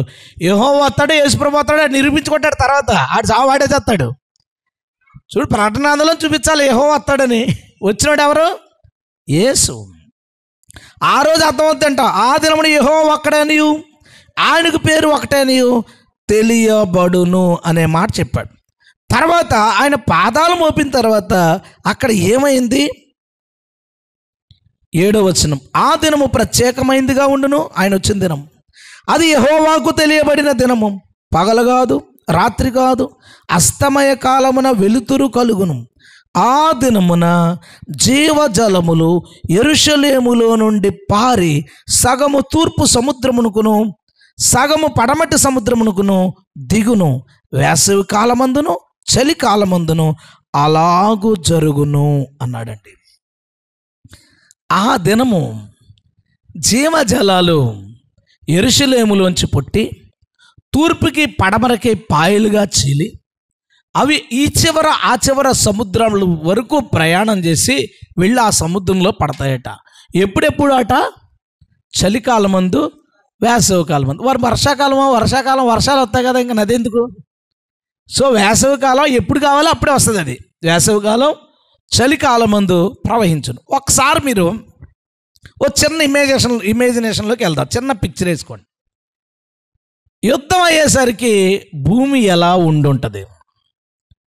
ఎక్కడ పడితే అక్కడ కళేబరాలు, స్కెలిటన్స్. ఓన్లీ ఈ యుద్ధం కలిగి స్కెలిటన్సే కాదు, దీనికి ముందు గత 7 సంవత్సరాలుగా సముద్రంలోని, దీవుల్లోనూ, కొండల్లోనూ, తర్వాత నాగరికత పట్టణాల్లోనూ భూకంపాలు, తర్వాత భయంకరమైన ప్రకృతి వైపరీత్యాలు, వీటన్నిటి వల్ల కొన్ని 100 కోట్ల మంది చచ్చిపోయారు. భూమి అతలాకుతలం అయిపోయింది. జరిగిన యుద్ధాలకి బూడిద తప్ప ఎక్కడ పచ్చని గడ్డే కనబడలేని పరిస్థితి ఉంది. భూమి అంతా కరువు కాటకాల వల్ల చాలా దారుణమైన స్థితి. ఆలోచించండి, అసలు ఎలా ఉంటుందంటే శిథిలమైపోయిన సమాధిలాగా ఉంటుంది. అది చాలా దారుణం. ఏదో అడవిల్లో అక్కడక్కడ జంతువులు, అలాగా అక్కడక్కడ చెట్లు ఉంటే ఉండొచ్చు తప్ప జనావాస ప్రాంతాలన్నీ మాత్రం చాలా దారుణమైన, ఎటు చూసినా ఘోరంగా ఉంటుంది. అటుపక్కన యుద్ధంలో, అర్మగెద్దోను యుద్ధంలో చనిపోయిన 20 కోట్ల పైచిలకు శవాలు, వెనకాల పక్కన ఆ స్త్రీ అంటే ఆ జనాంగంలో శేషించిన వారు బహుశా ఉంటే ఇశ్రాయేల్తో సపోర్ట్గా మేము మాకు ఇశ్రాయేల్ కావాలి, మేము ముద్రించుకోం, ఆ 66 ముద్ర మేము వేసుకోం అని దాక్కున్న వాళ్ళు, ఇశ్రాయేల్కి సపోర్ట్గా ఉండి ఒకవేళ దాగి ఎవరైనా ఉంటే ఉండొచ్చు. మనకు దాని గురించి క్లారిటీ చెప్పలేం. మనకున్న క్లారిటీ ప్రకారం ఇశ్రాయేల్లోంచి యొక్క శేషము ఓ చోట 3.5 సంవత్సరాలు దాచబడి పోషించబడ్డారు. భూమి మీద ఏముందంటే దేవునికి ఎదురుగా ఈ ఘోరమైన యేసుక్రీస్తుకు ఎదురుగా ఘోరంగా నాశనం అయిపోయిన భూమి. వెనకాల ప్రభువా నువ్వు బ్రతికించావు, నువ్వు కాపాడవు తండ్రి అని కృతజ్ఞతతో నిండిన ఒక చిన్న సమూహం. ఆ చిన్న సమూహం ఓ 10 లక్షలు ఉండొచ్చు, 5 లక్షలు ఉండొచ్చు, ఎంతమంది అన్నా ఉండొచ్చు, మనకు తెలియదు. ఓ సమూహాన్ని దేవుడు మాత్రం 3.5 సంవత్సరాలు దాచాడు. వారు తప్ప భూమి మీద ఏమీ లేదు. ఇప్పుడు ప్రభు ఏం చేస్తున్నాడో తెలుసా? ఆయన నిలబడిన యెరూషలేములో ఒక జీవజల నది పుట్టింది. జీవజల నది పుట్టి యెరూషలేములో ఏ నదులు లేవు.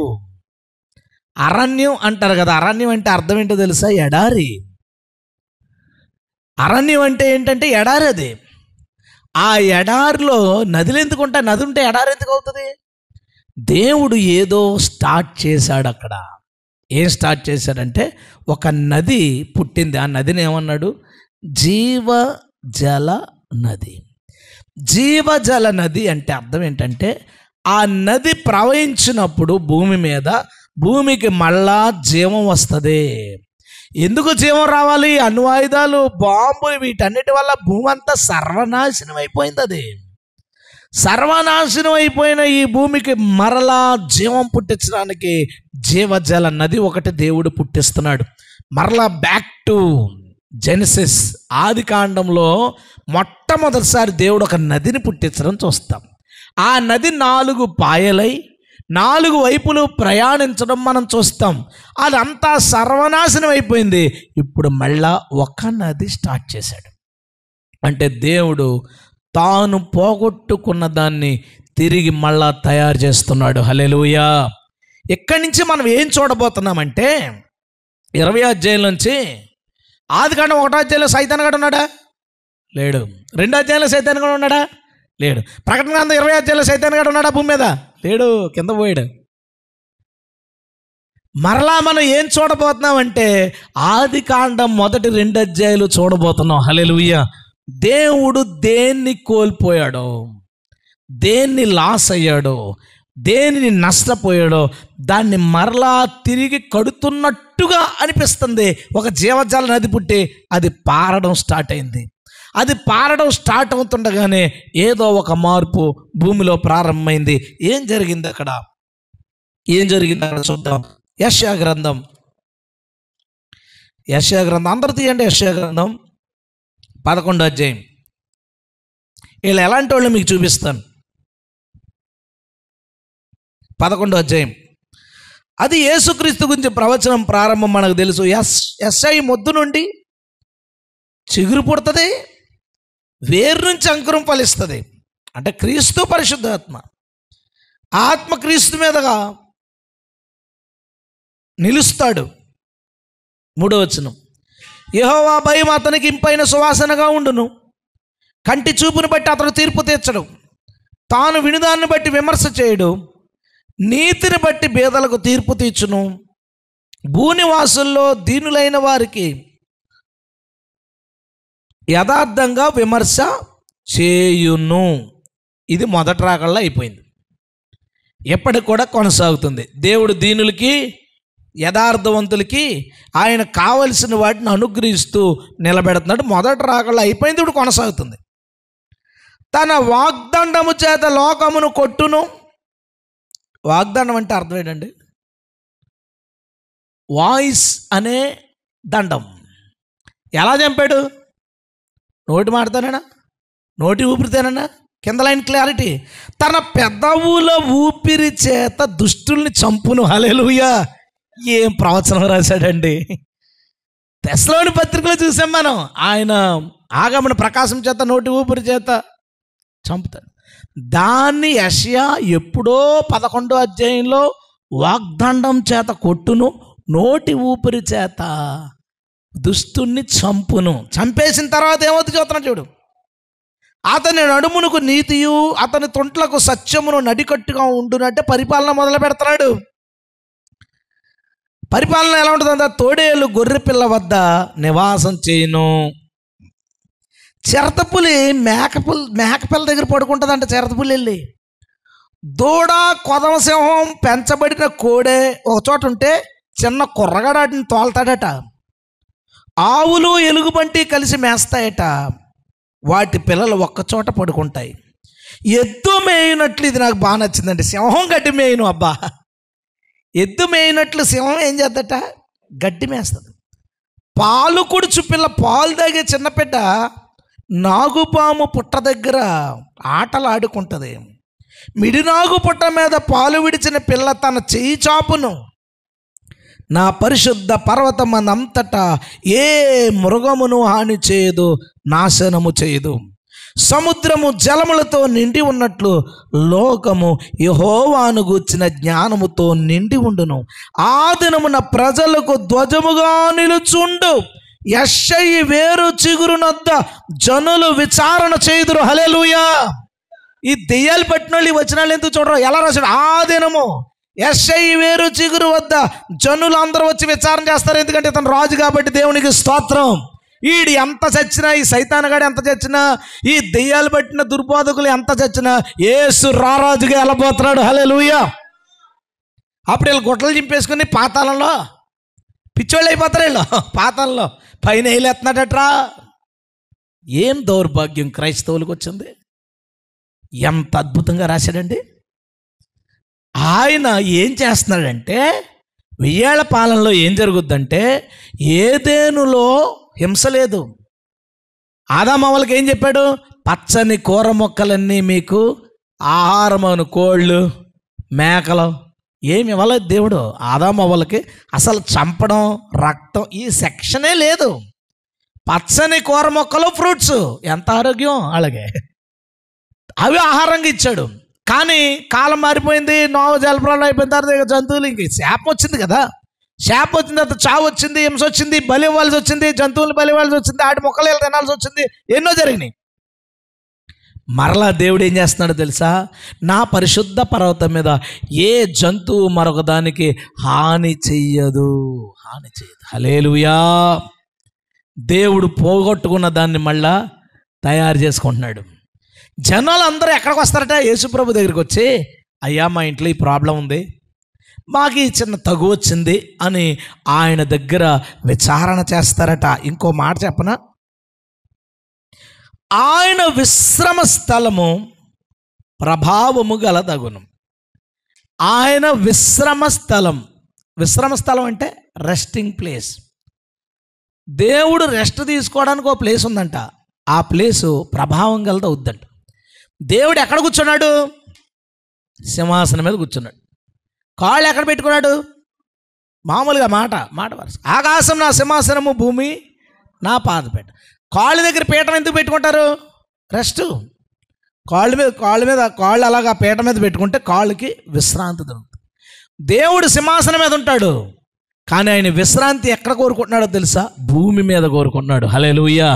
కానీ భూమి ప్రభావం గలదిగా లేదు. ఇప్పుడు భూమి మీద సాతాను ప్రభావాలు ఉన్నాయి, చీకటి శక్తులు ఉన్నాయి, మానవ ఆత్మలు ఉన్నాయి, మానవ జ్ఞానం ఉంది. ఇక్కడ అన్ని ఎంత చెత్త ఉండాలో అంత చెత్త ఉంది ఇక్కడ.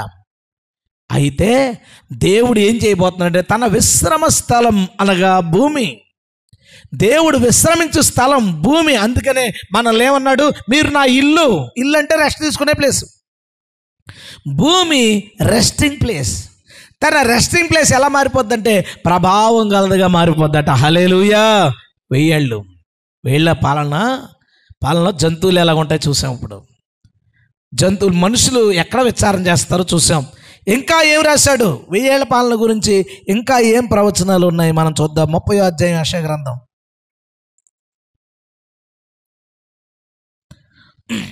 19 నేను చదువుతాను చూడండి. సియోనులో, యెరూషలేములోనే ఒక జనం కాపురముండును. అమ్మా, ఎక్కడ ఉంటారంట వాళ్ళు? ఎందుకు? అక్కడే ఉన్నారు వాళ్ళు ఆల్రెడీ. ప్రభు ఎక్కడ దిగొచ్చాడు? అక్కడికే దిగొచ్చాడు. జీవజల నది ఎక్కడ పుట్టింది? అక్కడే పుట్టింది. ఎవరు జీవజల నది గురించి రాసింది? ఎవరు? జీవజాలం గురించి జకర్యా. యెషయా ఇప్పుడు ఏమన్నాడు? సియోనులో, అది కూడా యెరూషలేములోనే ఒక జనం కాపురం. నీకు ఎక్కడ ఉండరు?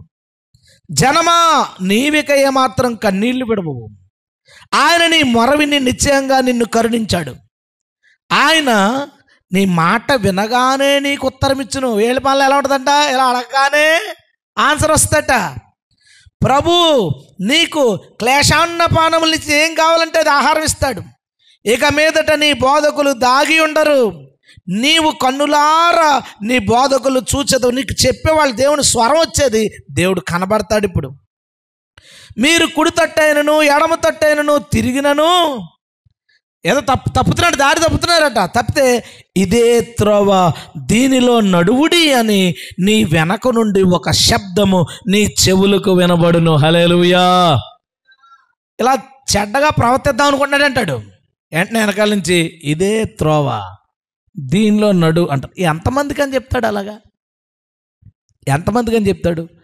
అసలు ఆయన పరిపాలన టీంలో ఎవరేం చేస్తారు? ఇందాక మనం చూసాం, క్రీస్తుతో కూడా రాజ్యము చేసిరి. క్రీస్తుతో కూడా ఆయన ప్రజలు రాజ్యం చేస్తారు. రాజ్యం చేసినప్పుడు వాళ్ళకి అధికారాలు ఉంటాయి. మీరు లూకా సువార్త, మళ్ళీ దీని దగ్గరికి వద్దాం, ఎందుకంటే ఈ మాట అర్థం అవ్వాలి కదా మనకి. లూకా సువార్త 19వ అధ్యాయం 16వ వచనం చూడండి. మొదటివాడు ఆయన దగ్గరకు ఎదుటికి వచ్చి, అయ్యా నీ మీనా వలన 10 మీనాలు లభించనని చెప్పగా, అతడు, బలా మంచి దాసుడా, నీవు ఈ కొంచెంలో నమ్మకంగా ఉంటివి కనుక 10 పట్టణాల మీద అధికారమై ఉండమని వానితో చెప్పాను.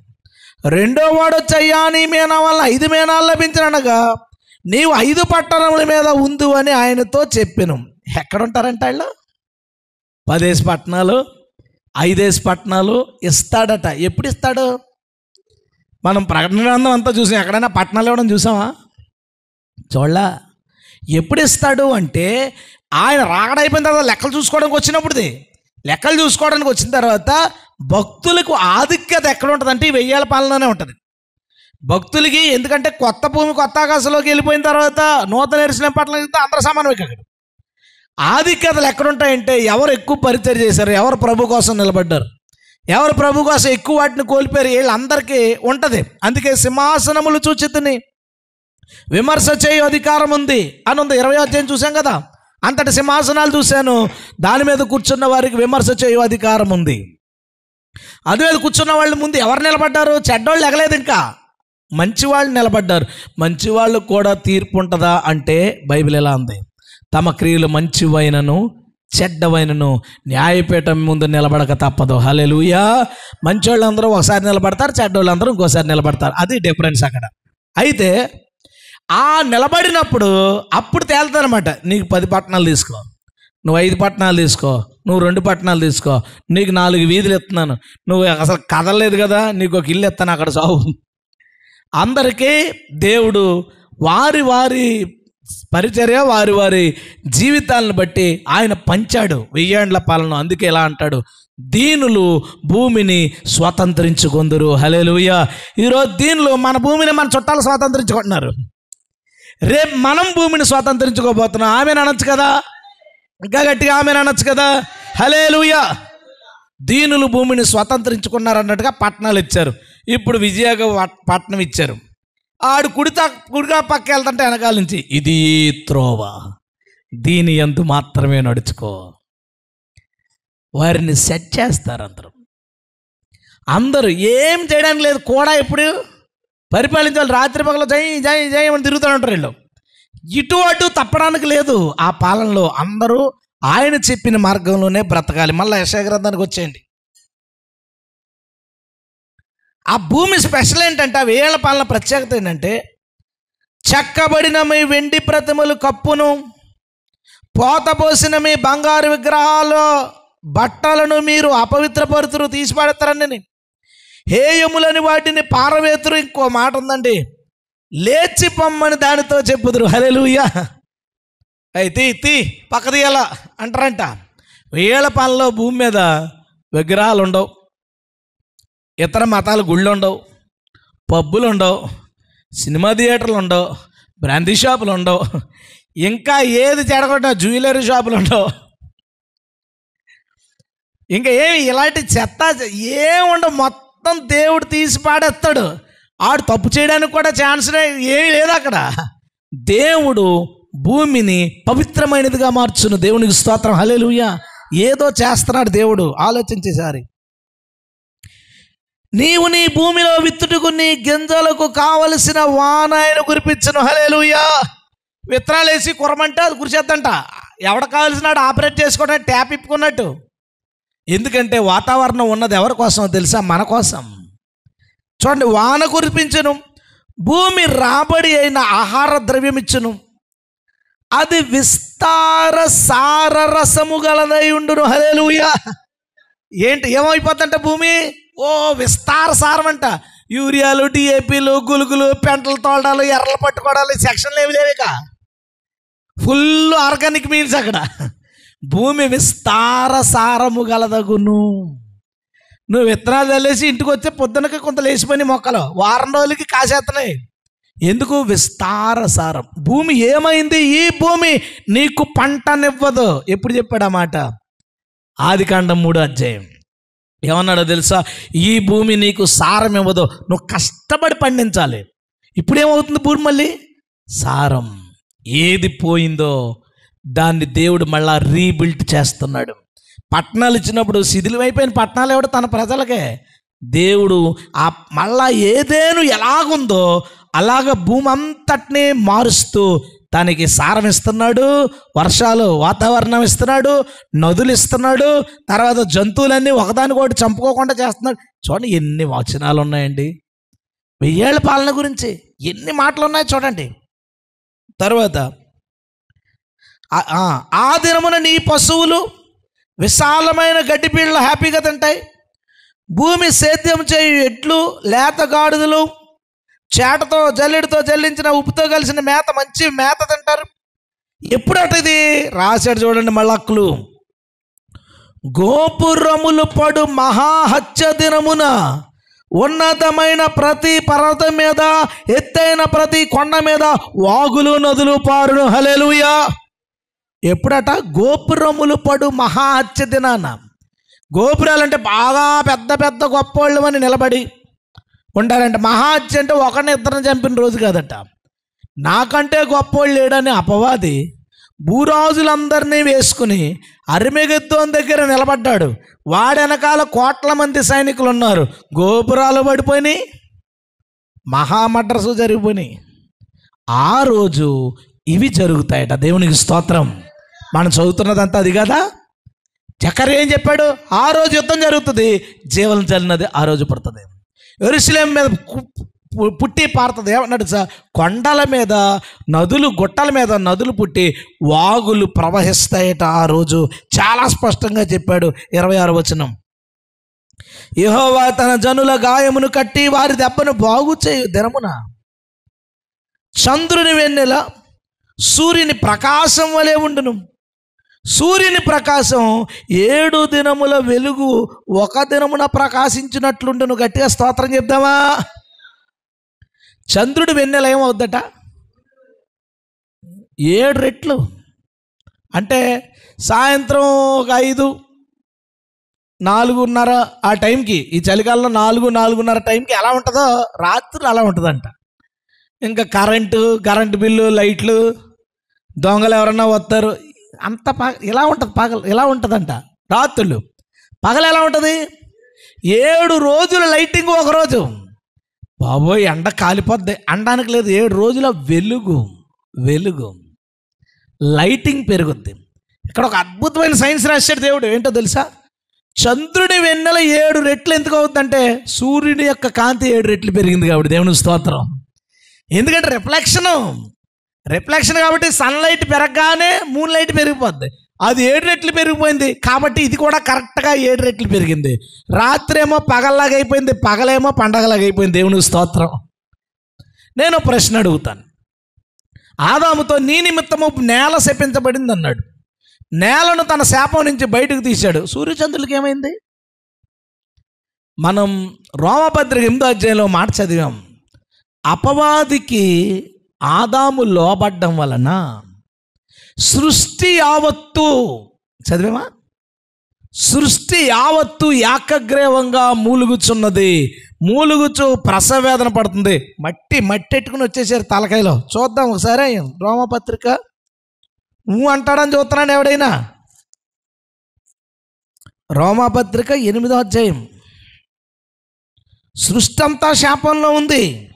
22వ వచనం, సృష్టి యావత్తు ఇది వరకు ఏకగ్రీవంగా మూలుగుచు ప్రసవేదన పడుతున్నదని ఎరుగుదుము అనే మాట రాయబడింది. విమోచన కోసం కనిపెడుతుందట. దానిపైన కూడా రాశాడు కదా, ఏలనగా సృష్టి 20వ వచనం, నాశనమునకు లోనైన దాస్యములో నుండి విడిపించబడాలని కోరుకుంటుంది. కాబట్టి శాపం ఎవరికి వచ్చింది? భూమికి మాత్రమే కాదు, సృష్టి అంతటికి వచ్చింది. దేవుడు ఏం చేస్తున్నాడు తెలుసా? ఒకటే రిపేర్ చేసుకుంటూ వస్తున్నాడు. మరలా రీక్రియేట్ చేస్తున్నాడు. ఒక విధంగా చెప్పాలంటే రీఫార్మ్ చేస్తున్నాడు. అన్నిటినీ మళ్ళా రూపాంతరం చేస్తున్నాడు ఆయన. హల్లెలూయా. ఇంకా ఏం చెప్పాడు చూడండి, ఎన్ని వచనాలు ఉన్నాయో. ఎంత మనం 30వ అధ్యాయం చూసాం కదా, 43వ అధ్యాయం 17వ వచనం నేను చదువుతాను చూడండి. సముద్రంలో త్రోవ కలగజేయవాడును, వడిగల జలముల్లో మార్గము కలగజేయవాడును, రథమును గుర్రమును సేనను సూర్యులను నడిపించువాడు నాకు యెహోవా ఎలాగూ చెప్తున్నాడు. ఏమంటున్నాడు? వారందరూ ఏకముగా పండుకొని లేవకయుందురు. అంటే అర్థం ఏంటి చెప్పండి? అంటే ఒకడు సావుని ఇలా రాశాడు అనమాట. వాళ్ళందరూ పడుకుంటారు కానీ లేగరంట. ఒకసారే వారందరూ ఏకముగా కూడి పండుకుని లేవకయుందురు. ఇది ఆయుద్ధం కాదా? ఆయుద్ధం కాదా? ఆయుద్ధమే, డౌట్ ఏం లేదు. ఏకముగా కూడి పండుకొని, ఓకే, అందరూ కలిశారు, వచ్చారు, పడుకున్నారు కానీ లేగలేదు. ఎలా ఉంది? అటు చావుని ఎలా రాశారు చూడండి. వారు లయమై జనపనారవలే ఆరిపోయిరి. ఏంటి మాటకు అర్థం? ఎప్పుడు ఆరిపోతాడు? మాంసం ఉంటుంది కదా ఆడికి మాంసం కుళ్ళిన తర్వాత అది ఎండిన తర్వాత ఎప్పటికో ఆరాలి. కానీ ఏమంటున్నాడో తెలుసా? అందరూ పడుకుంటారు, లెగరు, జనపనారు వల్ల ఆరిపోతారు అన్నాడు. ఎందుకు ఆరిపోయారు తెలుసా? మాంసం అంతా పక్షులెట్టు పని. ఏం కనెక్షన్ ఇచ్చాడండి దేవుడు! ఎంత బారాయించాడండి యెషయాతో. మాంసం అంతా తినేసినందుకు జనపనారులాగా ఎండిపోతారంట వాళ్ళందరూ, ఆరిపోయారట.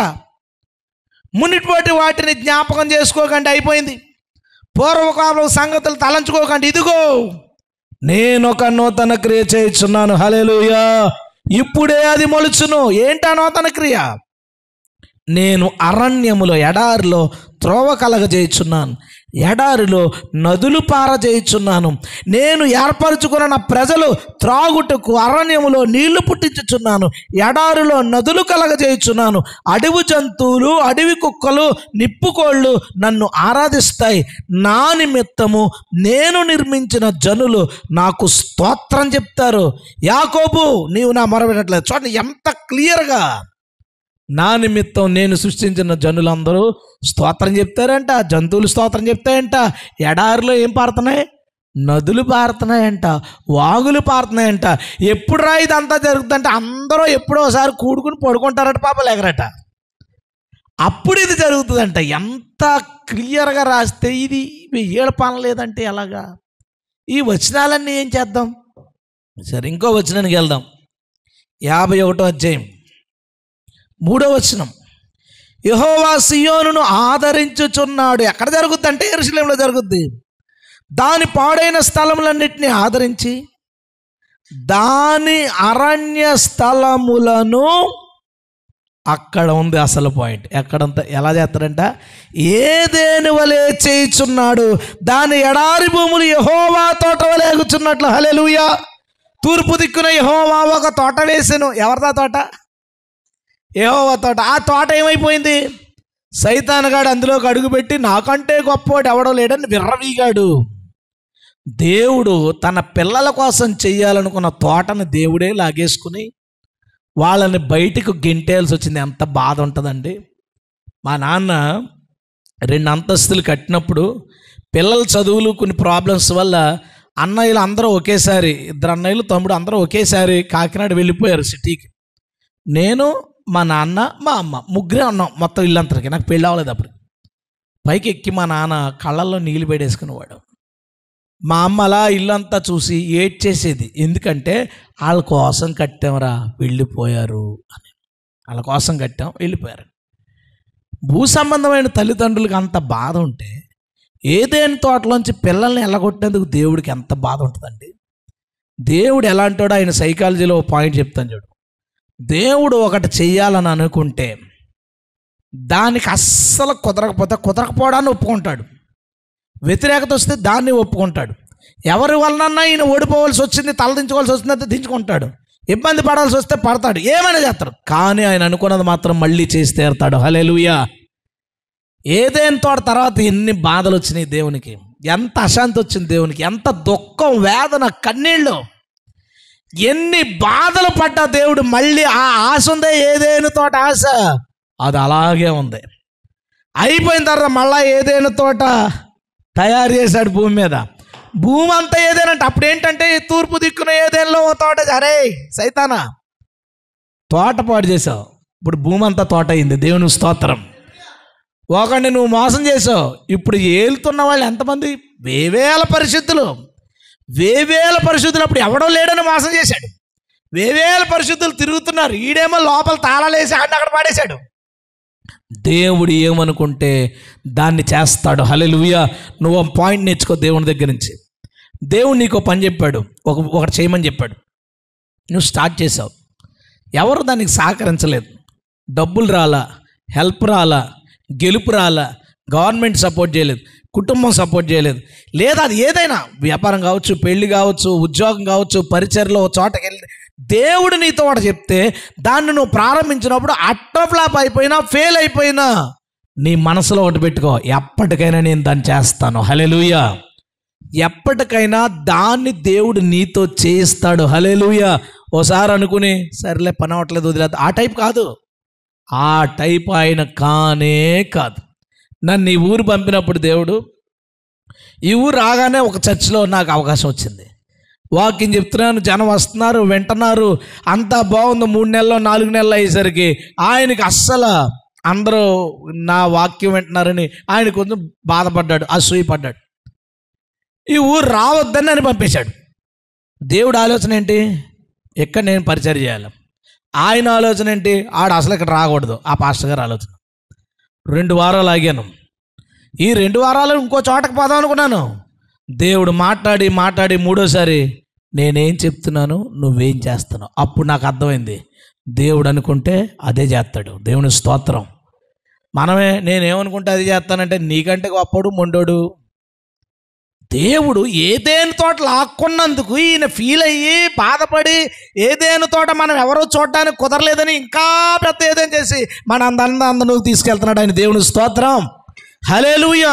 భూమిని ఏదేను వలె ఆయన మారుస్తాడు. చూడండి, యెహోవా తోట వలెనే అయిపోతుంది. ఆనంద సంతోషములను, కృతజ్ఞతాస్తుతియు, సంతోషగానము దానిలో వినబడును. హల్లెలూయా. పాటలో ఏదేని తోటలో ఒకప్పుడు భయం, బాధ, ఏడుపు, తోసేయడం ఇన్ని ఉన్నాయి. ఇప్పుడు భూమి ఏదైనా అవుతుంది. 1000 సంవత్సరాల పాటు దేవుడు భూమిని ఏలబోతున్నాడు. హల్లెలూయా. ఒకడు అంటాడు, పిడి సుందరరావు శిష్యుడు ఒకసారి నన్ను కలిశాడు. 1000 ఏళ్ల పాలన గురించి మీరు ఏమనుకుంటున్నారు అన్నాడు. నాకు తెలియదు వీళ్ళు నమ్మరని. వీళ్ళు ఎందుకు నమ్మరో, వీళ్ళను దెయ్యాల సంగతి మనకు తెలియదు. అప్పుడు తేడా అని తెలుసు. 1000 దేవుడు 1000 భూమి మీద పరిపాలిస్తారంటే ఏమన్నాడు అనుకున్నావు? అలా ఎందుకు చేస్తారని దేవుడు అంటాడు. ఇదేంటిది? సిలువ మీద చచ్చిపోతాడు యేసుప్రభు అంటే, చచ్చిపోయాడంటే అలా ఎందుకు చేస్తాడు అనొచ్చు ఎవడన్నా? అలా ఎందుకు చేస్తాడన్నవి ఉంది కదా బైబిల్లో. ఎందుకు చేస్తాడండి ఆయన? మళ్ళీ భూమి మీదకి ఎందుకు వస్తాడండి? ఎందుకు చేస్తాడండి ఆయన? ఎందుకు చేస్తాడు కాదు, ముందు అనుకున్నది చేయలేకపోయాడు. ఇప్పుడు కనుక ఏదేని తోట వేసి పరిపాలన చేయకపోతే దేవుడు ఎప్పటికీ ఓడిపోయినట్టే. దేవుడు అనుకున్న ఏదైనా కాన్సెప్ట్ ఫెయిల్ అయిపోయినట్టే కదా. దేవుడు ఫెయిల్ ఎందుకు అవుతాడు? మన దేవుడు జయం కలిగిన వాడు, దేవునికి స్తోత్రం. అందుకని దేవుడు అనుకున్న ఆ స్టార్టింగ్ ప్రాజెక్ట్ని ఎండింగ్లో నెరవేర్చుకున్నాడు, దేవునికి స్తోత్రం. హల్లెలూయా. అర్థమవుతుంది కదా మీకు? రైట్, ఇంకో ప్రవచనానికి వెళ్ళిపోదాం. చివరికి వచ్చాం. ఏ చివరికి? 1000 ఏళ్ల పాలన గురించి చివరికి. యెషయా గ్రంథం 65వ అధ్యాయం 17వ వచనం. ఇదిగో నేను కొత్త ఆకాశమును కొత్త భూమిని సృజించుచున్నాను. చాలామంది మిస్ అవ్వడానికి కారణం చెప్తున్నాను చూడండి. 1000 ఏళ్ల పాలన కాన్సెప్ట్ని ఎందుకు మిస్ అయ్యారు? ఇక్కడ ఏం కనబడుతుంది? కొత్త ఆకాశము కొత్త భూమి, మునుపటివి మరువబడును, జ్ఞాపకమునకు రావు అని ఉంది.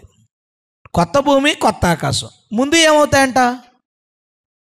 మరుగు చేయబడతాయి, జ్ఞాపకానికి రావు. ఏళ్ళేమనుకున్నారు? ప్రకటన గ్రంథం, మళ్ళీ అక్కడికి వెళ్తాం, 7 అందులో ఉంచేసుకోండి. ప్రకటన గ్రంథము 21వ అధ్యాయం. అంతటా నేను మొదటి నుంచి క్రొత్త ఆకాశమును క్రొత్త భూమిని చూచితిని. మొదటి ఆకాశము మొదటి భూమి గతించిపోయెను. ఇది అది ఒకటి అనుకుంటారు. చూడండి, కొత్త భూమి కొత్త ఆకాశం. దేవుడు చేసేది 1000 ఏళ్ల పాలన కాదు, కొత్త భూమి కొత్త ఆకాశం అంటారు. కానీ 1000 ఏళ్ల పాలనకు ముందు పాత భూమి ఉంది. 1000 ఏళ్ల పాలనలోనేమో ఇక్కడ, ఎందుకో నేను చెప్తాను. 1000 ఏళ్ల పాలన తర్వాత ఇక్కడ ఉన్న కనబడుతుంది 20వ అధ్యాయంలో ఏం కనబడుతుంది? 1000 ఏళ్ల పాలన. 21వ అధ్యాయంలో ఏం కనబడుతుంది? కొత్త భూమి కొత్త ఆకాశం. సో కొత్త భూమి కొత్త ఆకాశం ఎప్పుడు వస్తుంది అంటే 1000 ఏళ్ల పాలన తరువాత. మరి ఇక్కడ చదివేది సేమ్ ఇందాక మనం ఏ వచనాలు చదివేమో, తోడేలు గొర్రెపిల్ల. 25వ వచనం చదవండి. తోడేళ్ళును గొర్రెపిల్లను కలిసి మేయును, సింహం ఎద్దు వలె గడ్డి తినును. 65వ అధ్యాయమే. సర్పమును మన్ను ఆహారమగును, నా పరిశుద్ధ పర్వతంలో అవి ఏ హానైనను నాశనమైనను చేయక ఉందును. ఇప్పుడు ఒక పెద్ద కన్ఫ్యూజన్ స్టార్ట్ అయింది అందరికీ. ఇది ఆ కొత్త భూమి కొత్త ఆకాశములో జరిగేదా? భూమి మీద 1000 ఏళ్ల పాలనలో జరిగేదా? ఎందాక నుంచి మనం చదివే వచనాలన్నీ అప్పుడు వంటాయా ముందు వంటావా అనుకుంటే, ఇప్పుడు నూతన యెరూషలేము పట్టణం చేశాడండి. అందులో ఎవరైతే పునరుద్ధానం అయ్యారో వాళ్ళందరినీ పెట్టాడు. తోడేళ్ళు గొర్రెపిల్లలు ఎందుకు వస్తారా బాబు? పాములు ఎందుకు వస్తాయి అక్కడికి? జంతువులు ఎందుకు ఉంటాయి అక్కడ? జంతువులు ఉండవు అక్కడ. ఆత్మ లేదాటికి. ఉండేది ఎవరంటే అక్కడ మనుషులు, దేవదూతలు. ఇంకెవరు ఉంటారు? దేవుడు ఉంటాడు, మనుషులు ఉంటారు, దేవదూతలు ఉంటారు. మరి అవి ఎందుకు ఉన్నాయి? మరి అయితే ఇక్కడ కొత్త భూమి కొత్త ఆకాశం ఎందుకు ఉంది?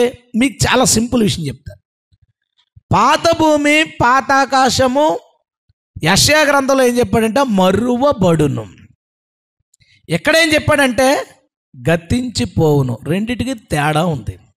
గతించిపోవునంటే ఎలా గతించిపోతాయి? ప్రకటన గ్రంథం ప్రకారం కొంచెం మైండ్ పెట్టండి, నేను క్లారిటీ ఇస్తాను మీకు. ఎలా గతించిపోతాయి? 11వ వచనం చూడండి. దారుణమైన సింహాసనం చూశాను, భూమి ఆకాశాలు ఆయన సముఖం నుంచి పారిపోయెను.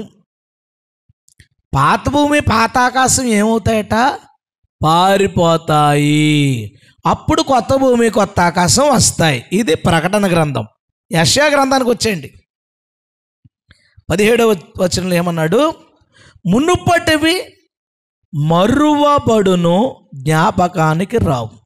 ఇందాక నుంచి మీకు చెప్తున్నాను మాట ఏంటంటే, దేవుడు భూమిని నూతనపరిచే ప్రతిసారి ఏమన్నాడంటే మునుపటివి జ్ఞాపకములకు రావు, మునుపటివి మీరు మర్చిపోండి. అంటే భూమి మీద జరిగిన పాత విధ్వంసములన్నీ అయిపోతాయి, అవన్నీ పోతాయి, అవన్నీ దాని గురించి మర్చిపోండి అని చెప్పి కొత్తది చేస్తున్నారట. అదేంటో నేను మీకు చూపిస్తాను చూడండి. అక్కడే నేను సృజించుచున్న దాని గూర్చి మీరు ఎల్లప్పుడూ హర్షించి ఆనందించండి. నిశ్చయముగా నేను యెరూషలేమును ఆనందకరమైన స్థలముగాను ఆగండి. కొత్త భూమి కొత్త ఆకాశంలో యెరూషలేము ఎందుకు ఉంటుంది? నూతన యెరూషలేము పట్టణం ఉంటుంది, కానీ యెరూషలేము ఎందుకు ఉంటుంది? ఇంకో మాట చూడండి. ఆమె ప్రజలను హర్షించు వారిగాను, పక్కనే ఉంది,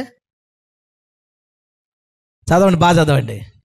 సృజించెదను, ఆమె ప్రజలను హర్షించు వారిగాను సృజించెదను. ఇంతకు ముందు యెరూషలేములో ప్రజలు ఏడుస్తూ ఉన్నారు. ఇప్పుడు వాళ్ళు ఏమైపోతారట? హర్షించే వాళ్ళగా, ఆనందించే వాళ్ళగా మారిపోతారంట. దాన్ని ఏమని చెప్తున్నాడో తెలుసా? మారిపోవడాన్ని సృష్టించుట. మారిపోవడాన్ని ఏం చెప్తుంది బైబిల్? సృష్టించుట. మీకు ఇంకో వచనం చూపిస్తానైతే, కొరింథీయులకు రాసిన 2వ పత్రిక 5వ అధ్యాయం 17వ వచనం, కాగా ఎవడైనను క్రీస్తునందున్న ఎడల వాడు నూతన సృష్టి, పాతవి గతించను, ఇదిగో కొత్త వాయను. హల్లెలూయా. యేసు ప్రభులో ఉన్నవాడు నూతన సృష్టి అంటే అర్థం ఏంటి చెప్పు? మొత్తం మారిపోయిందా? నీ బాడీ, నీ ఊరు, నీ తల్లిదండ్రులు అన్నీ మారిపోయినా? లేదు. క్రీస్తునందు నూతన సృష్టి అంటే ఏంటో తెలుసా? మన స్వభావం మారింది, అంతే. మన స్వభావం మారింది. దేవుడు ఏం మారుస్తున్నాడు? చంద్రుని స్వభావం మార్చాడు, సూర్యుని స్వభావం మార్చాడు, భూమి స్వభావాన్ని మార్చాడు, జంతువుల స్వభావాన్ని మార్చాడు. దాన్ని ఏమని చెప్తున్నాడో తెలుసా? నూతన సృష్టి. తప్పే ఉంది? కొత్త భూమి, కొత్త ఆకాశం. కొత్త ఆకాశంలో సూర్యుడు 7 రెట్లు కాంతిస్తున్నాడు, చంద్రుడు 7 రెట్లు కాంతిస్తున్నాడు, స్టార్స్ 7 రెట్లు లైటింగ్ ఇస్తున్నాయి.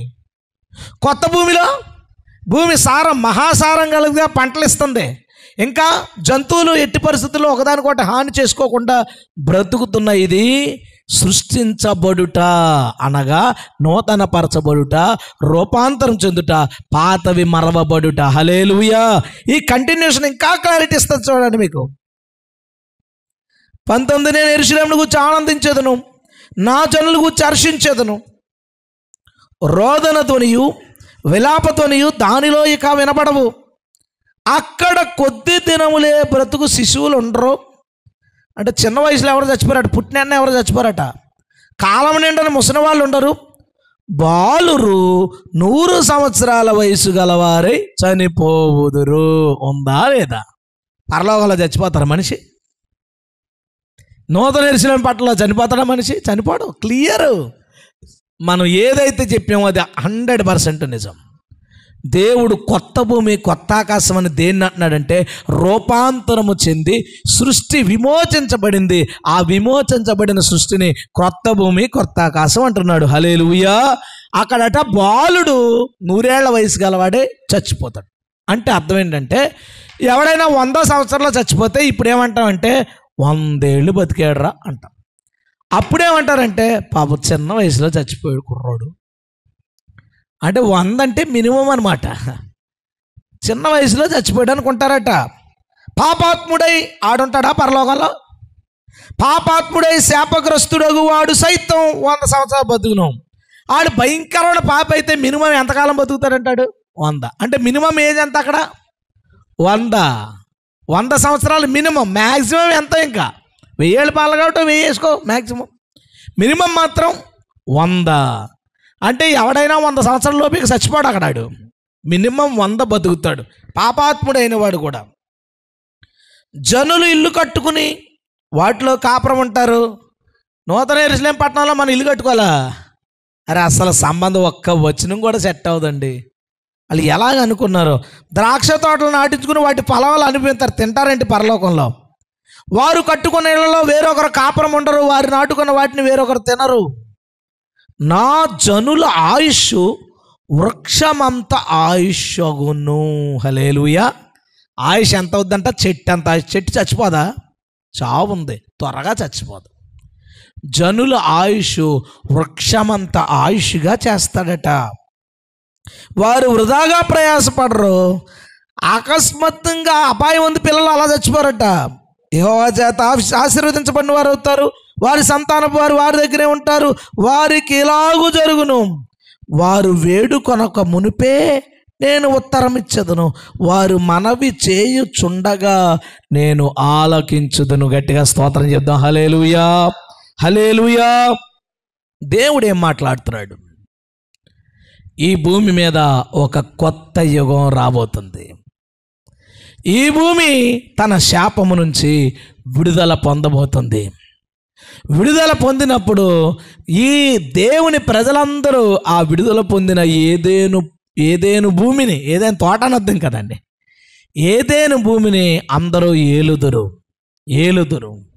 భూమి మీద మిగిలిపోయిన శేషము ఆ ఏదేను తోటలో బ్రతుకుతున్నారు. వాళ్ళ స్వభావం అయితే చెడ్డదే, కానీ చెడు చేయడానికి మాత్రం అవకాశం లేదు. కాబట్టే పాపాత్ములు సైతం 100 సంవత్సరాలు. ఎందుకంటే ఆడ మనసులో చాలా చెడ్డ ఆలోచనలు ఉన్నాయి, బయటికి చేయడానికి లేదు. అక్కడ చాలా చెడ్డ ఊహలు ఉన్నాయి, బయటికి చేయడానికి లేదు. కాబట్టి వాడి పాపే, కానీ పాపం చేయడానికి కుదరదంతే. అక్కడ పాపాత్ముడు సైతం 100 సంవత్సరాలు అక్కడ బ్రతుకుతాడు. భూమి సారవిచ్చును, పంటలు పండును, సమయానికి వర్షాలు వచ్చును, మిగతా సమయాలంతా వాగులు, వంకలు, నదులు పారి ప్రవహించును. ఎంతటి అద్భుతమైన ఒక లోకము దేవుడు ఈ భూమి మీద తీసుకురాబోతున్నాడు. హల్లెలూయా. అది దేవుడు కోరుకున్నది. అది. బహుశా చదువులు అయ్యి ఉంటాయి ఉండవు, అందరూ వ్యవసాయమే అనుకుంటున్నాను నాకు తెలిసేగా.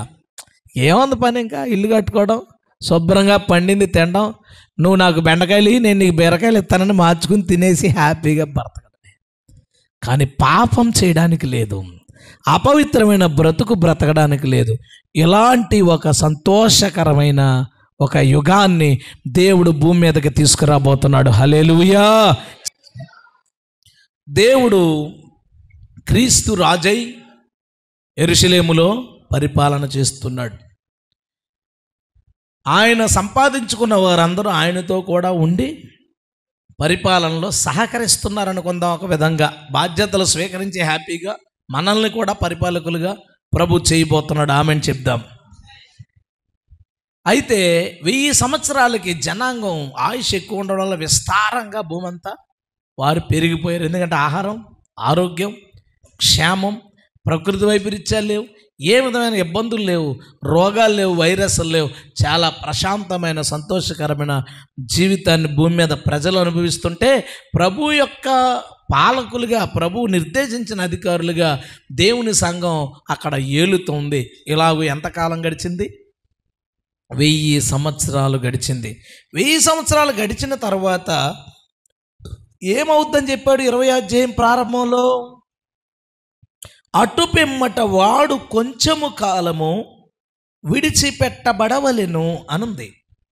1000 సంవత్సరాలు బంధించబడి కొంచెం కాలం విడుదలవుతాడు అంటే 1000 సంవత్సరాలతో పోలిస్తే కొంచెం కాలం అంటే 10 రోజులు 20 రోజులు అయితే కాదు, అంతే కదా. 1000 సంవత్సరాలతో పోలిస్తే కొంచెం కాలం అంటే బహుశా 2 సంవత్సరాలు 3 సంవత్సరాలు ఎంతో కొంత కొన్ని ఇయర్స్ మాత్రం ఆడు మళ్ళీ బయటకు వస్తాడు, జైల్లోంచి విడుదలవుతాడు. విడుదలయ్యాడు. ఏం చేశాడు? 7వ వచనం. 1000 సంవత్సరాలు గడిచిన తరువాత సాతాను తానున్న చెరలో నుంచి విడిపించబడును. భూమి నలుదిశల యందుండు జనములను లెక్కకు సముద్రపు ఇసకవలే ఉన్న గోగు మాగోగను వారిని, అంటే ఆ ప్రాంతాల్లో ఉన్న వాళ్ళని అనమాట. గోగు మాగోగు అనేది ప్రాంతం. ఆ ప్రాంతంలో ఉన్న వారిని మోసపరచి, మళ్ళీ ఏం చేశాడు? మోసపరచి వారిని యుద్ధమునకు పోగు చేయుటకై వాడు బయలుదేరను. వాడు భూమి అందంతటా వ్యాపించి పరిశుద్ధుల శిబిరమును, ప్రియమైన పట్టణమును ముట్టడి వేయగా అని ఉందండి. చాలు. ఏం జరిగింది మళ్ళా? వీడు 1000 సంవత్సరాలు క్రీస్తు పాలనలో ఉన్న ప్రజలని వాడి వైపు తిప్పేసుకున్నాడు అన్నాడు. ఇది సాధ్యమా? ఒక అతను అడిగాడు. ఇదంతా ట్రాష్ అండి, మామూలుగా రాశారంటే 1000 ఏళ్ల పాలన గురించి ఊరికినే రాస్తాడా బైబిల్లో? పగలగొట్టే అనిపించింది నాకైతే. కొట్టొద్దు అన్నాడని దేవుడు ఆగిపోయిన రోజు. ఊరికినే రాస్తే ఇంకెందుకు రా బాబు బైబిల్? చందమా కథల పుస్తకం ఆసిపోగా డౌట్ ఒక ఐడియా వచ్చి రాయడానికి. ఊరికినే రాసేటండి. 1000 సంవత్సరాలు ప్రభు పరిపాలన ఉండి ఎవడైనా అలా వెళ్తాడా అన్నాడు. 10 సంవత్సరాలు ఒకే గవర్నమెంట్ చాలా బాగా పరిపాలన చేసిన నెక్స్ట్ ఎలక్షన్లో అది ఓడిపోద్ది. ఎందుకు? 10 సంవత్సరాలు అయ్యేసరికి జనాలకి బోర్ ఫీల్ అవుతారు. వాళ్ళకు కూడా ఛాన్స్ ఇద్దాం అనిపిస్తుంది. ఇప్పుడు 1000 ఏళ్ల పాలనలో ఉన్న ఆ పరిపాలించబడుతున్న వాళ్ళు ఎవరో? ఇప్పటి జనాంగం. ఇప్పుడు యేసుప్రభు రేపు వచ్చాడు అనుకో, 7 ఏళ్ళ తర్వాత స్టార్ట్ అయ్యేది అదే కదా. కాబట్టి ఎవరంటే మామూలు జనాంగమే, మామూలు మనలాంటి మనుషులే. వాళ్ళకి సినిమాలు తెలుసు, టీవీలు తెలుసు, వ్యభిచారం తెలుసు, తాగుడు తెలుసు, అన్నీ తెలుసు వాళ్ళకి. కానీ 1000 ఏళ్ల పరిపాలనలో వాటిని చేయడానికి ఉండదు. పాపపు స్వభావం పోలా. ఎందుకంటే వాళ్ళు మనుషులు, రక్తమాంసాలతో ఉన్నవాళ్ళు. పునరుద్ధారం అయిపోయిన సంఘానికి పాపంతో సంబంధం లేదు, కానీ వాళ్ళు మహిమ దేహాలతో ఉన్నారు. కాబట్టి వీళ్ళేంటి, మామూలు దేహాలతో ఉన్నారు. ఇలా మనసులో కోరిక పడుతుంది, చేయడానికి ఛాన్స్ ఇవ్వట్లేదు దేవుడు. అటుపక్కడు కోపం వచ్చేదాడు, అభివృద్ధి చెందాడు, పంట బాగా పండిందాడు, ఇంకా పండించుకున్నాడు. ఇటు సోమరుడు.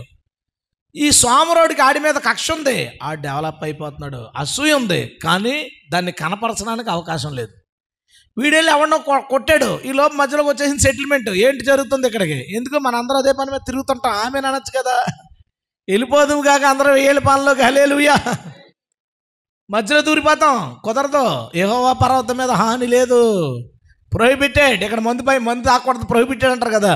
అక్టోబర్ 2 ఏంటి చికెన్ తినకూడదు, ప్రొహిబిటెడ్ అంటారు కదా. ఆ టైప్లో అక్కడ నో నాన్ వెజ్. వీడికి అప్పటికే నాన్ వెజ్ అలవాటు బ్యాచ్. వీళ్ళకి నాన్ వెజ్ లేదు, మందు లేదు, థియేటర్లు లేవు, పబ్బులు లేవు, ఆటపాటలు లేవు, వ్యభిచారం లేదు, ఏమీ లేవు.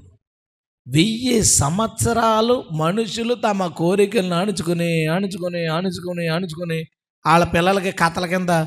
అప్పుడు మేము ఏం చేసేవాళ్ళో తెలిసారా? 1000 ఏళ్ళ పాలన రాకముందు ముందని ఒకటి ఉండేది. సినిమాలో హీరోలను ఒకరు ఉండేవారు. ఇప్పుడు ఎక్కడున్నారంటే అయిపోయింది సీను, కింద పోయారు వాళ్ళందరూ అని చెప్పుకుంటారు. ఇప్పుడు ఈడొచ్చాడు, వచ్చి ఆడికి అవకాశం ఇచ్చాడు. ఇప్పుడు ఎందుకు అవకాశం ఇచ్చాడో చెప్పనా? దేవుడు తల మీద కొట్టాడు. ఇప్పుడు ఆడేం చేయాలో తెలుసా? కాలు మీద కొట్టాలి. దేవుడు అవకాశం ఇచ్చాడు, ఇంకో ఛాన్స్ ఇచ్చాను, తీసుకో. ఫస్ట్ ఛాన్స్లో అవ్వని మోసం చేసి పండు తినిపించాడు. రెండోది ఏంటో తెలుసా? ఇప్పుడు వీళ్ళందరినీ మోసం చేసి యేసును ఓడించాలి. అది ఇప్పుడు రెండోది. మోసపుచ్చడానికి అవకాశం ఇచ్చాడు, కొంతకాలం విడిచిపెట్టబడాలి. వదిలేశాడు దేవుడు. వదిలేస్తే ప్రజల లోపల ఉన్న చెత్త అంతా బయటకు వచ్చింది. కొన్నిసార్లు సైతాను కానీ దేవుడు ఎలా వాడుకుంటాడంటే ఫిల్టర్ కింద వాడుకుంటాడు. టీ కాసుకుంటారు, నువ్వే టీ పొడి కొన్నావు, నువ్వే రేటు చూసుకున్నావు, వాసన చూసుకున్నావు, టీ కాసావు, కాసిన తర్వాత వడపోసి పాడెత్తావు పైది. అందులో అసలు సారం కావాలి, కానీ మనకు పొట్టు అవసరంలే. సైతాను గాడు రావడానికి ఇంకో ఛాన్స్ దేవుడు ఇచ్చాడు. ప్రవచనం నెరవేరాలి, మడి మీద కొట్టాలాడికి. ఆ మడి మీద కొట్టే అవకాశం కూడా దేవుడు ఇవ్వాలి. వదిలేడు. కానీ దేవుడు ఏమనుకున్నాడు తెలుసా? చెత్త అంతా అటు పోద్దే, మిగిలింది మన కోసం ఉంటుంది. హల్లెలూయా. విచిత్రం ఏంటంటే లెక్కకు ఇసుక రేణువులు వలె అన్ని పట్టణాల్లో ప్రజలందరూ కూడా వాడనగాలే మాకు ఈడు రాజ్యమే బాగుంది. ఇప్పుడు పిల్లల్ని చాలా క్రమశిక్షణగా పెంచిన తర్వాత చాలా తల్లిదండ్రులు చేసే పెద్ద పాపం కోసం మీకు చెప్తారు.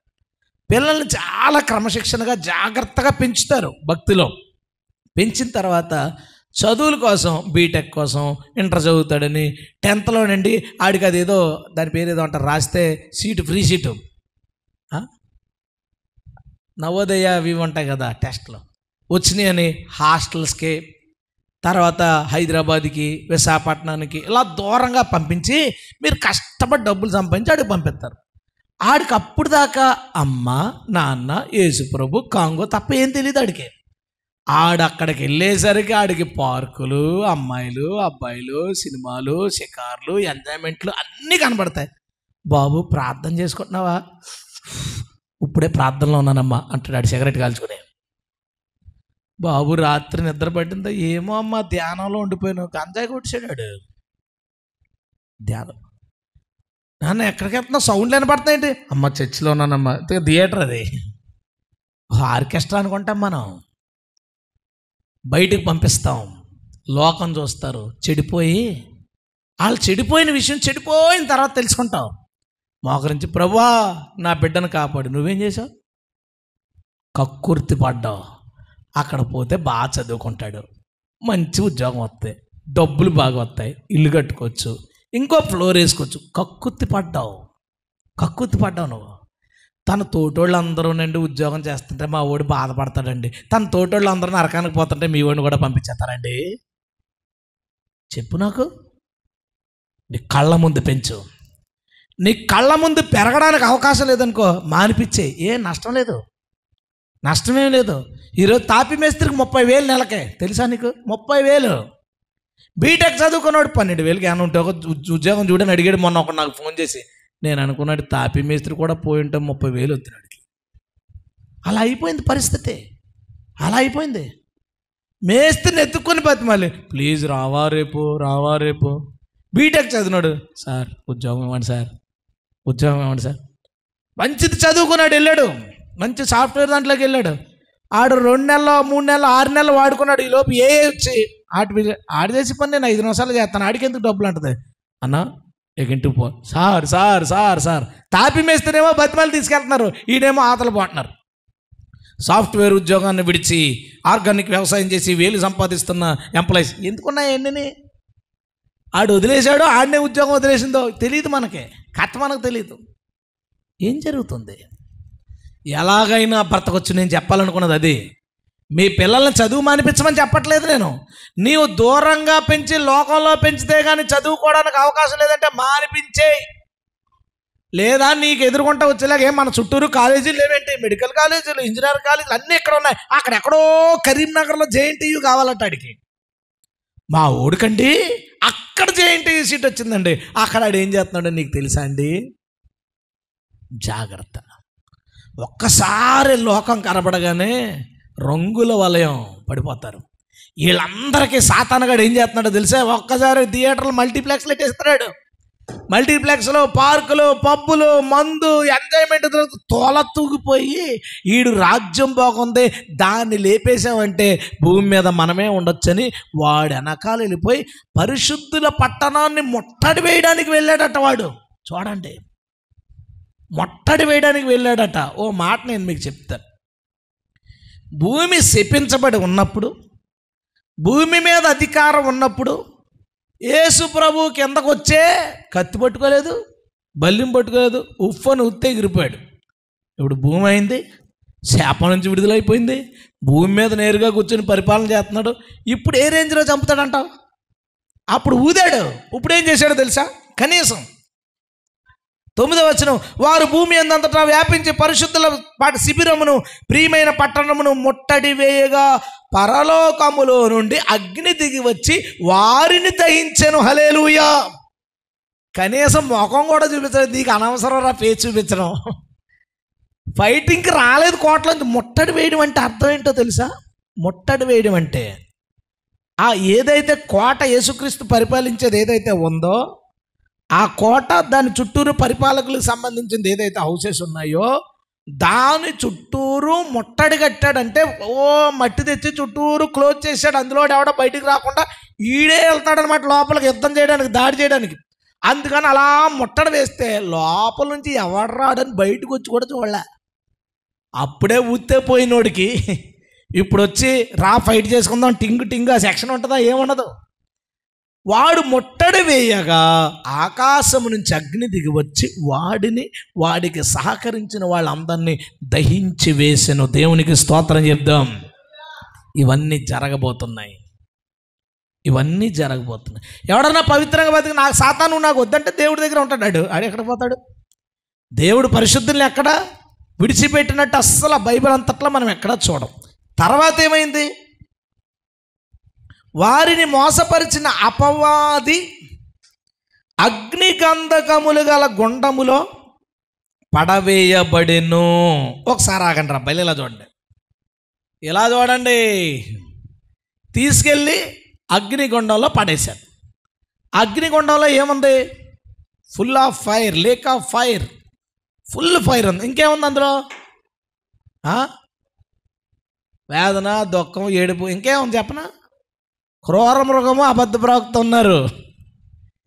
వీళ్ళు ఎప్పుడు వెళ్ళిపోయారు? 1000 ఏళ్ల పాలనకు ముందు ఆ గోపురాలు పడిపోయినప్పుడు, గోపురాలు మరి వాళ్ళు గోపురాలు పడిపోయినప్పుడు క్రూర మృగము, అబద్ధ ప్రవక్త తీసుకెళ్ళి అగ్నిగుండంలో పాడేశాడు. 19వ అధ్యాయంలో చూస్తాం మనం.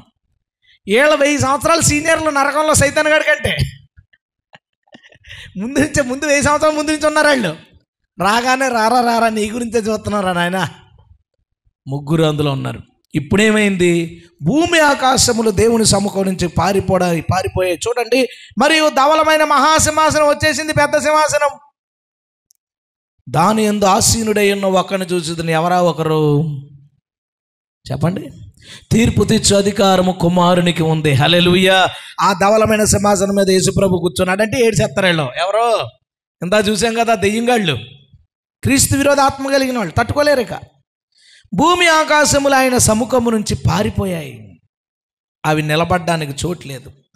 మరియు కొద్దివారేమి గొప్పవారేమి మృతులైన వారందరూ ఆ సింహాసనం ఎదుట నిలబడ్డం చూడ. చెడ్డోళ్ళు అందరూ, చచ్చిపోయిన వాళ్ళు అందరూ నిలబడ్డారట. ఎవరెవరు ఎలా వచ్చారు వీళ్ళందరూ, ఆ మాట కూడా చూపిస్తాను మీకు. 12వ అధ్యాయం చూడండి, చివరి లైన్లో 13వ వచనం. సముద్రము తనలో ఉన్న మృతులకు, సముద్రం కొంతమందిని చంపేసింది. మరణము, పాతాళలోకము వాటి వశనున్న మృతులను అందరిని అప్పగించి పారిపోయినాయి. భూమి ఆకాశాలు ఆయన దగ్గర నుంచి పారిపోయే ముందు ఏం చేసినాయో తెలిసి, పాతాళం, బాబు ఇదిగో మీ వాళ్ళు చచ్చిపోయిన వాళ్ళు అందరూ ఇంతకాలం నా దగ్గర పెట్టు, ఇదిగో. సముద్రం, మరి ఈ ప్రళయం టైంలో సముద్రం చంపేసింది, ఆ బాడీలన్నీ అక్కడే ఉన్నాయి కదా, ఆ సముద్రం ఇదిగో నేను చంపేసిన వాళ్ళు లెక్క ఇది. అలాగే ఇవన్నీ ఏం చేసినాయి అంటే వాళ్ళ మృతులన్నిటిని అప్పగించి పారిపోయినాయి. పారిపోతే సింహాసనం ముందు మొత్తం వీళ్ళందరూ నిలబడ్డారు. వెరీ బిగ్ డే, చాలా చాలా ప్రమాదకరమైన భయంకరమైన రోజు. మనం ఎప్పుడు దాన్ని ఫేస్ చేయకుందుముగాక. మనము జీవ పునరుద్ధానమే తప్ప మనకి తీర్పు పునరుద్ధానం ఉండకూడదు. ఇప్పుడు వీళ్ళందరూ లేచారంటే ఏం చేశారు? వీళ్ళు పునరుత్థానం అయ్యి వీళ్ళు బ్రతికిన వారై సింహాసనం ముందు నిలిచి ఉండుట చూచి తిని అన్నాడు. వాళ్ళందరూ సింహాసనం ముందు నిలబడ్డారు. నిలబడినప్పుడు గ్రంథములు విప్పబడెను. 12వ వచనంలో అప్పుడు గ్రంథములు విప్పబడెను, మరియు జీవ గ్రంథమును వేరొక గ్రంథము విప్పబడెను అన్నాడు. ఏం విప్పబడతాయి? గ్రంథములు. ఇదే దర్శనాన్ని దానియేలు 7వ అధ్యాయంలో మనం చూసాం. అక్కడ అనేక పుస్తకాలు ఉన్నాయి, అనేక గ్రంథాలు ఉన్నాయి, అనేక మంది పనివారు అక్కడ ఉన్నారని ఉంది. పని వాళ్ళందరూ ఏం చేస్తారు? గ్రంథాలు ఇప్పి ఎవరిదానికి చదవడానికి. దేవదూతలు చేస్తారో తెలీదు. వాళ్ళందరూ మనం ఖాళీ కదా, 1000 ఏళ్ళ పనులు అయిపోయింది, ఇప్పుడు మనం ఖాళీ. ఆమెను అనొచ్చు కదా, మనమే అది అందాం అనుకుందాం. ఇప్పుడు మనం ఖాళీ, ఏమో మనకు డ్యూటీలు అప్పగించవచ్చు. ఏం డ్యూటీ? ఇతరుల క్రియలు, వారు ఏమేమి తప్పులు చేశారో ఆ గ్రంథాల క్రియలు బట్టి తీర్పు తీర్చడానికి ఆ పుస్తకాలు పనివాళ్ళు ఉన్నారు. ఆ పనివాళ్ళు సంఘం కావచ్చు, కాదనడానికి లేదు, ఏమో అవ్వచ్చు. ఆ గ్రంథాలు విప్పబడినప్పుడు చదువుతున్నారు. వారి వారి క్రియల చొప్పున వారికి జీతం ఇచ్చుచుండెను అని ఉంది. ఎందుకు చెప్పాలి అంటే వీడు పాతాళంలో కూర్చుని ఆలోచించుకుంటున్నాడు. ఏమనంటే, చాలా పరిచయం చేశానే, చాలా ఆత్మలు రక్షించానే, నేను కిందకి వచ్చాను అని అర్థం అవట్లా. ఎందుకు కిందకు వచ్చాను? మన బోళ్ళు వరాలు ఉన్నాయి, దర్శనాలు ఇచ్చాడు దేవుడు, నాకు కావాల్సిన అవసరతలన్నీ ఇచ్చాడు, నాకు ఇంత ప్రేమగా చూసుకున్నాడు, నాకు జాబ్ ఇచ్చాడు, చక్కని భార్య ఇచ్చాడు, పిల్లల్ని ఇచ్చాడు, ఇంత బాగా చూసుకున్నాడు కదా, నేను దశంభాగం ఇచ్చాను. కానీ కిందకి ఎందుకు వచ్చారండి? ఎవరికి క్లారిటీ లేదు కింద. అప్పుడు పైకి వచ్చారు వీళ్ళందరినీ సింహాసనం ముందు నిలబడినప్పుడు. అప్పుడు అందులో ఒకడు వచ్చాడు, ప్రభువా నీ నామమున దయ్యాలు వెళ్ళగొట్టలేదా? ఆ సీను ఇక్కడ జరుగుద్ది. మత్తయి సువార్త 7వ అధ్యాయంలో సీను ఇక్కడ జరుగుద్ది. ప్రభువా నీ నామమున దెయ్యాలు వెళ్ళగొట్టలేదా? అద్భుతాలు చేయలేదా? అంటే నాన్న అక్కడికి వెళ్ళి, నాన్న నీ పుస్తకం అక్కడ ఉంది, ఓపెన్ చేసి చదివితే ఆడ అక్రమాలన్నీ అందులో ఉంటాయి. అక్రమము చేయువాడా నా దగ్గర నుంచి వెళ్ళి అందులో పడు అంటాడు. వెళ్ళి అందులో పడతాడు. పాతాళంలో వేదన పడేవాడికి పాతాళంలో ఉన్నాడని తెలుసు, ప్రభు వదిలేశాడని తెలుసు, ఎందుకు వదిలేశాడో తెలీదు. తీర్పు తీర్చడానికి అందాక పడేసిన పాతాళంలోనే అంతగోలెడితే తీర్పు తీర్చి పడేసిన నరకంలో ఎలా ఉంటాడు ఒక వ్యక్తి పరిస్థితి? దయాదాక్షిణ్యాలు, కనికరము, కృప లేని రోజది. నువ్వు ఎవరో నేను నిన్ను ఎన్నడును ఎరగను అన్న రోజది. అది చాలా ఆశ్చర్యంగా ఉంటుంది. ఏంటి ఈయన ఎక్కడికి వచ్చాడేంటి అని ఎత్తబడిన సంఘం ఆశ్చర్యపోతుంది. ఆ పాతాళంలోనో నేను ఇలా ఉన్నాను, నేను ఇక్కడ ఉన్నానంటే ఆడనుకుంటాడు. ఈలోపు ఎప్పుడో చర్చిలో ఏదో మూలను కూర్చుని వెళ్ళిపోయి ఏదో ప్రార్థన చేసుకుని, పెద్ద చర్చిలో పాటలు రా వాళ్ళకి పెద్ద ఏం లేని వాళ్ళు అందరూ అక్కడ కనపడుతుంటారు, గ్రంథాలు పట్టుకుని నెక్స్ట్ రావాలమ్మా రావాలంటుంటారు. వీళ్ళందరూ పరలోకం వచ్చారు. పెద్ద పెద్ద మేధావులు 1,00,000 మంది సంఘం అయ్యగారు అందరూ కలిపి కిందకే. చాలా పెద్దోళ్ళు మేము, పెద్దోళ్ళు అందరూ పై పని అవ్వదు, కిందకే. దేటి మా సూట్ ఎంతో తెలుసా? 50,000. నీకు సూట్ అవ్వదు, పర్లోకం వెళ్ళిపో కిందకి. ఇక అవదు. మా దగ్గర బౌన్సర్లు ఉన్నారు, ఆ బౌన్సర్ కిందకే, నువ్వు కూడా బౌన్స్ అయ్యి కిందకే. ఎవడు దీనుడై నలిగిన హృదయము గలవాడై దైవ భయం గలవాడై ధన్యుడిగా పరిశుద్ధుడిగా ఉంటాడో వాడు మాత్రమే ఆ రాజ్యంలో ఉంటాడు. హల్లెలూయా. ఈరోజు ఇక్కడ కారు వెళ్తుంటే చుట్టూరు 10 మంది పరిగెత్తేవాళ్ళు, ఆ రోజు ఎవడో రాడు.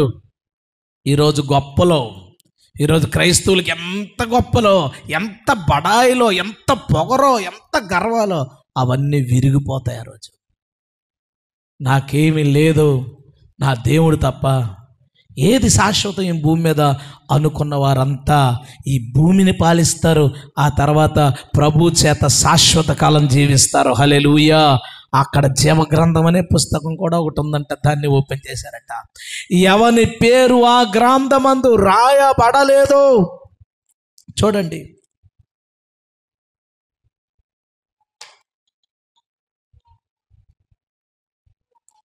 మరియు జీవ గ్రంథమను వేరొక గ్రంథం విప్పబడిన, ఆ గ్రంథములు యందు రాయబడి ఉన్న వాటిని బట్టి తమ క్రియల చొప్పున మృతులు తీర్పు పొందిరి. 15వ వచనం, ఎవని పేరైనను జీవ గ్రంథమందు వ్రాయబడినట్లు కనబడని ఎడల వాడు అగ్నిగుండంలో పడవేయబడెను. వాడు అగ్నిగుండములో పడవేయబడెను.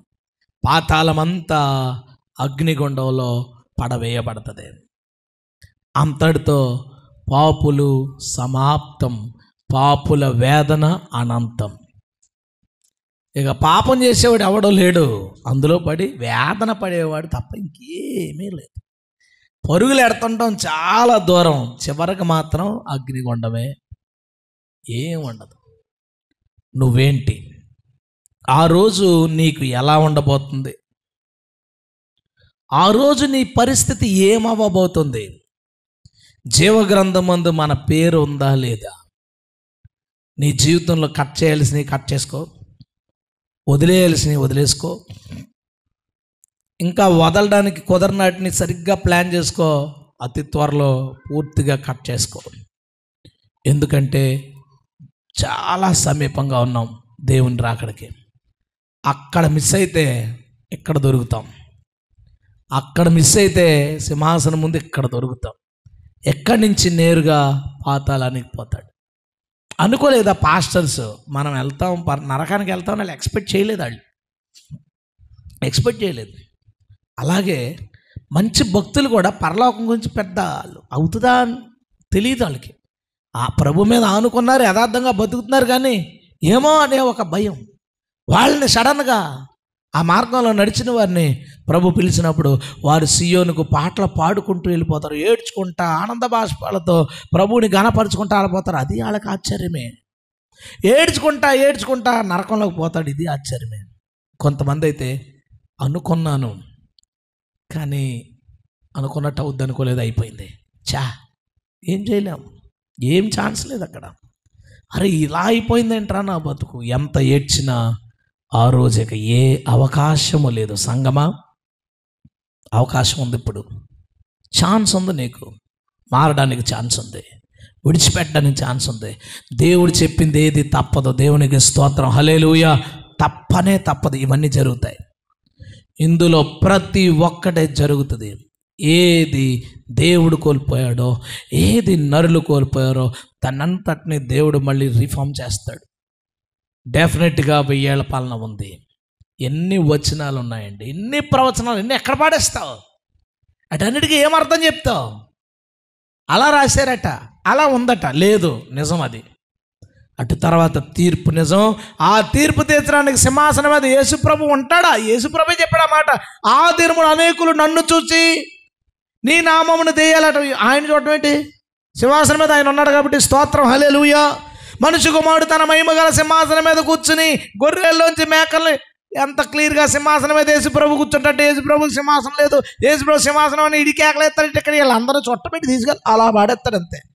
చర్చ్ ఆఫ్ క్రైస్ట్ ఎక్కడమ్మా అంటే, మేము సార్ ఆ పోండి అందరూ మొత్తం బ్యాచ్ మొత్తం చల్, వాళ్ళకి ఎవడ కనపడకూడదు, ఇక్కడ తోసి పడేస్తాడు ఆ రోజు. యేసును అవమానించి హీనపరిచి తగ్గించిన ప్రతి ఒక్కరికి పనిష్మెంట్ తప్పదు. యేసును గనపరుద్దాం, ఆయన మార్గంలో నడుద్దాం. ధన్యులు పరిశుద్ధులు, ఎంత బాగుందన్నమాట. ధన్యులు పరిశుద్ధులు. ఇంటికి వెళ్ళి మళ్ళీ తీయండి. మత్తయి సువార్త 5వ అధ్యాయం సామాన్యమైంది కాదు. 5వ అధ్యాయం ప్రారంభం మొదటి పునరుద్ధానంలో ఉండే వాళ్ళ గురించి. ఆ కొండ మీద ప్రసంగం చివర 7వ అధ్యాయం చివర తీర్పు గురించి. మొత్తం అంతా ఒక్క ప్రసంగంలో చెప్పాడు ఆయన. దేవునికి స్తోత్రం, హల్లెలూయా. అంత గొప్పగా యేసు మాట్లాడాడు, అన్నీ చెప్పాడు ఆయన. మనందరము ఆ కృపలో భాగస్వాములు అవుదాం. దేవుడు మనకి సహాయం చేస్తాడు. ఖచ్చితంగా మనల్ని నిలబెట్టడానికి ఆయన సమర్థుడు. నిలుచుండడానికి మనం ఇష్టపడితే హల్లెలూయా. దేవుడు మనల్ని నిలబెట్టి స్థిరపరిచి ఆయన రాజ్యములోనికి మనల్ని ప్రవేశింపజేయునుగాక. ఎవ్వరూ తప్పిపోకుండా మనం అందరం కూడా నిత్య జీవంలో ఉండడానికి తగిన ప్రయాసపడదాం. గొడవలు, తీట్లు, ఈ అడావుళ్ళు, ఆ స్త్రీ అన్నీ వదిలే, ఏం వద్దు. యేసు వైపు చూడు, ఆయన ప్రతిదీ మనకు అనుగ్రహిస్తాడు. హల్లెలూయా. లేచి నిలబడతారా? ప్రార్థన చేసుకుందాం.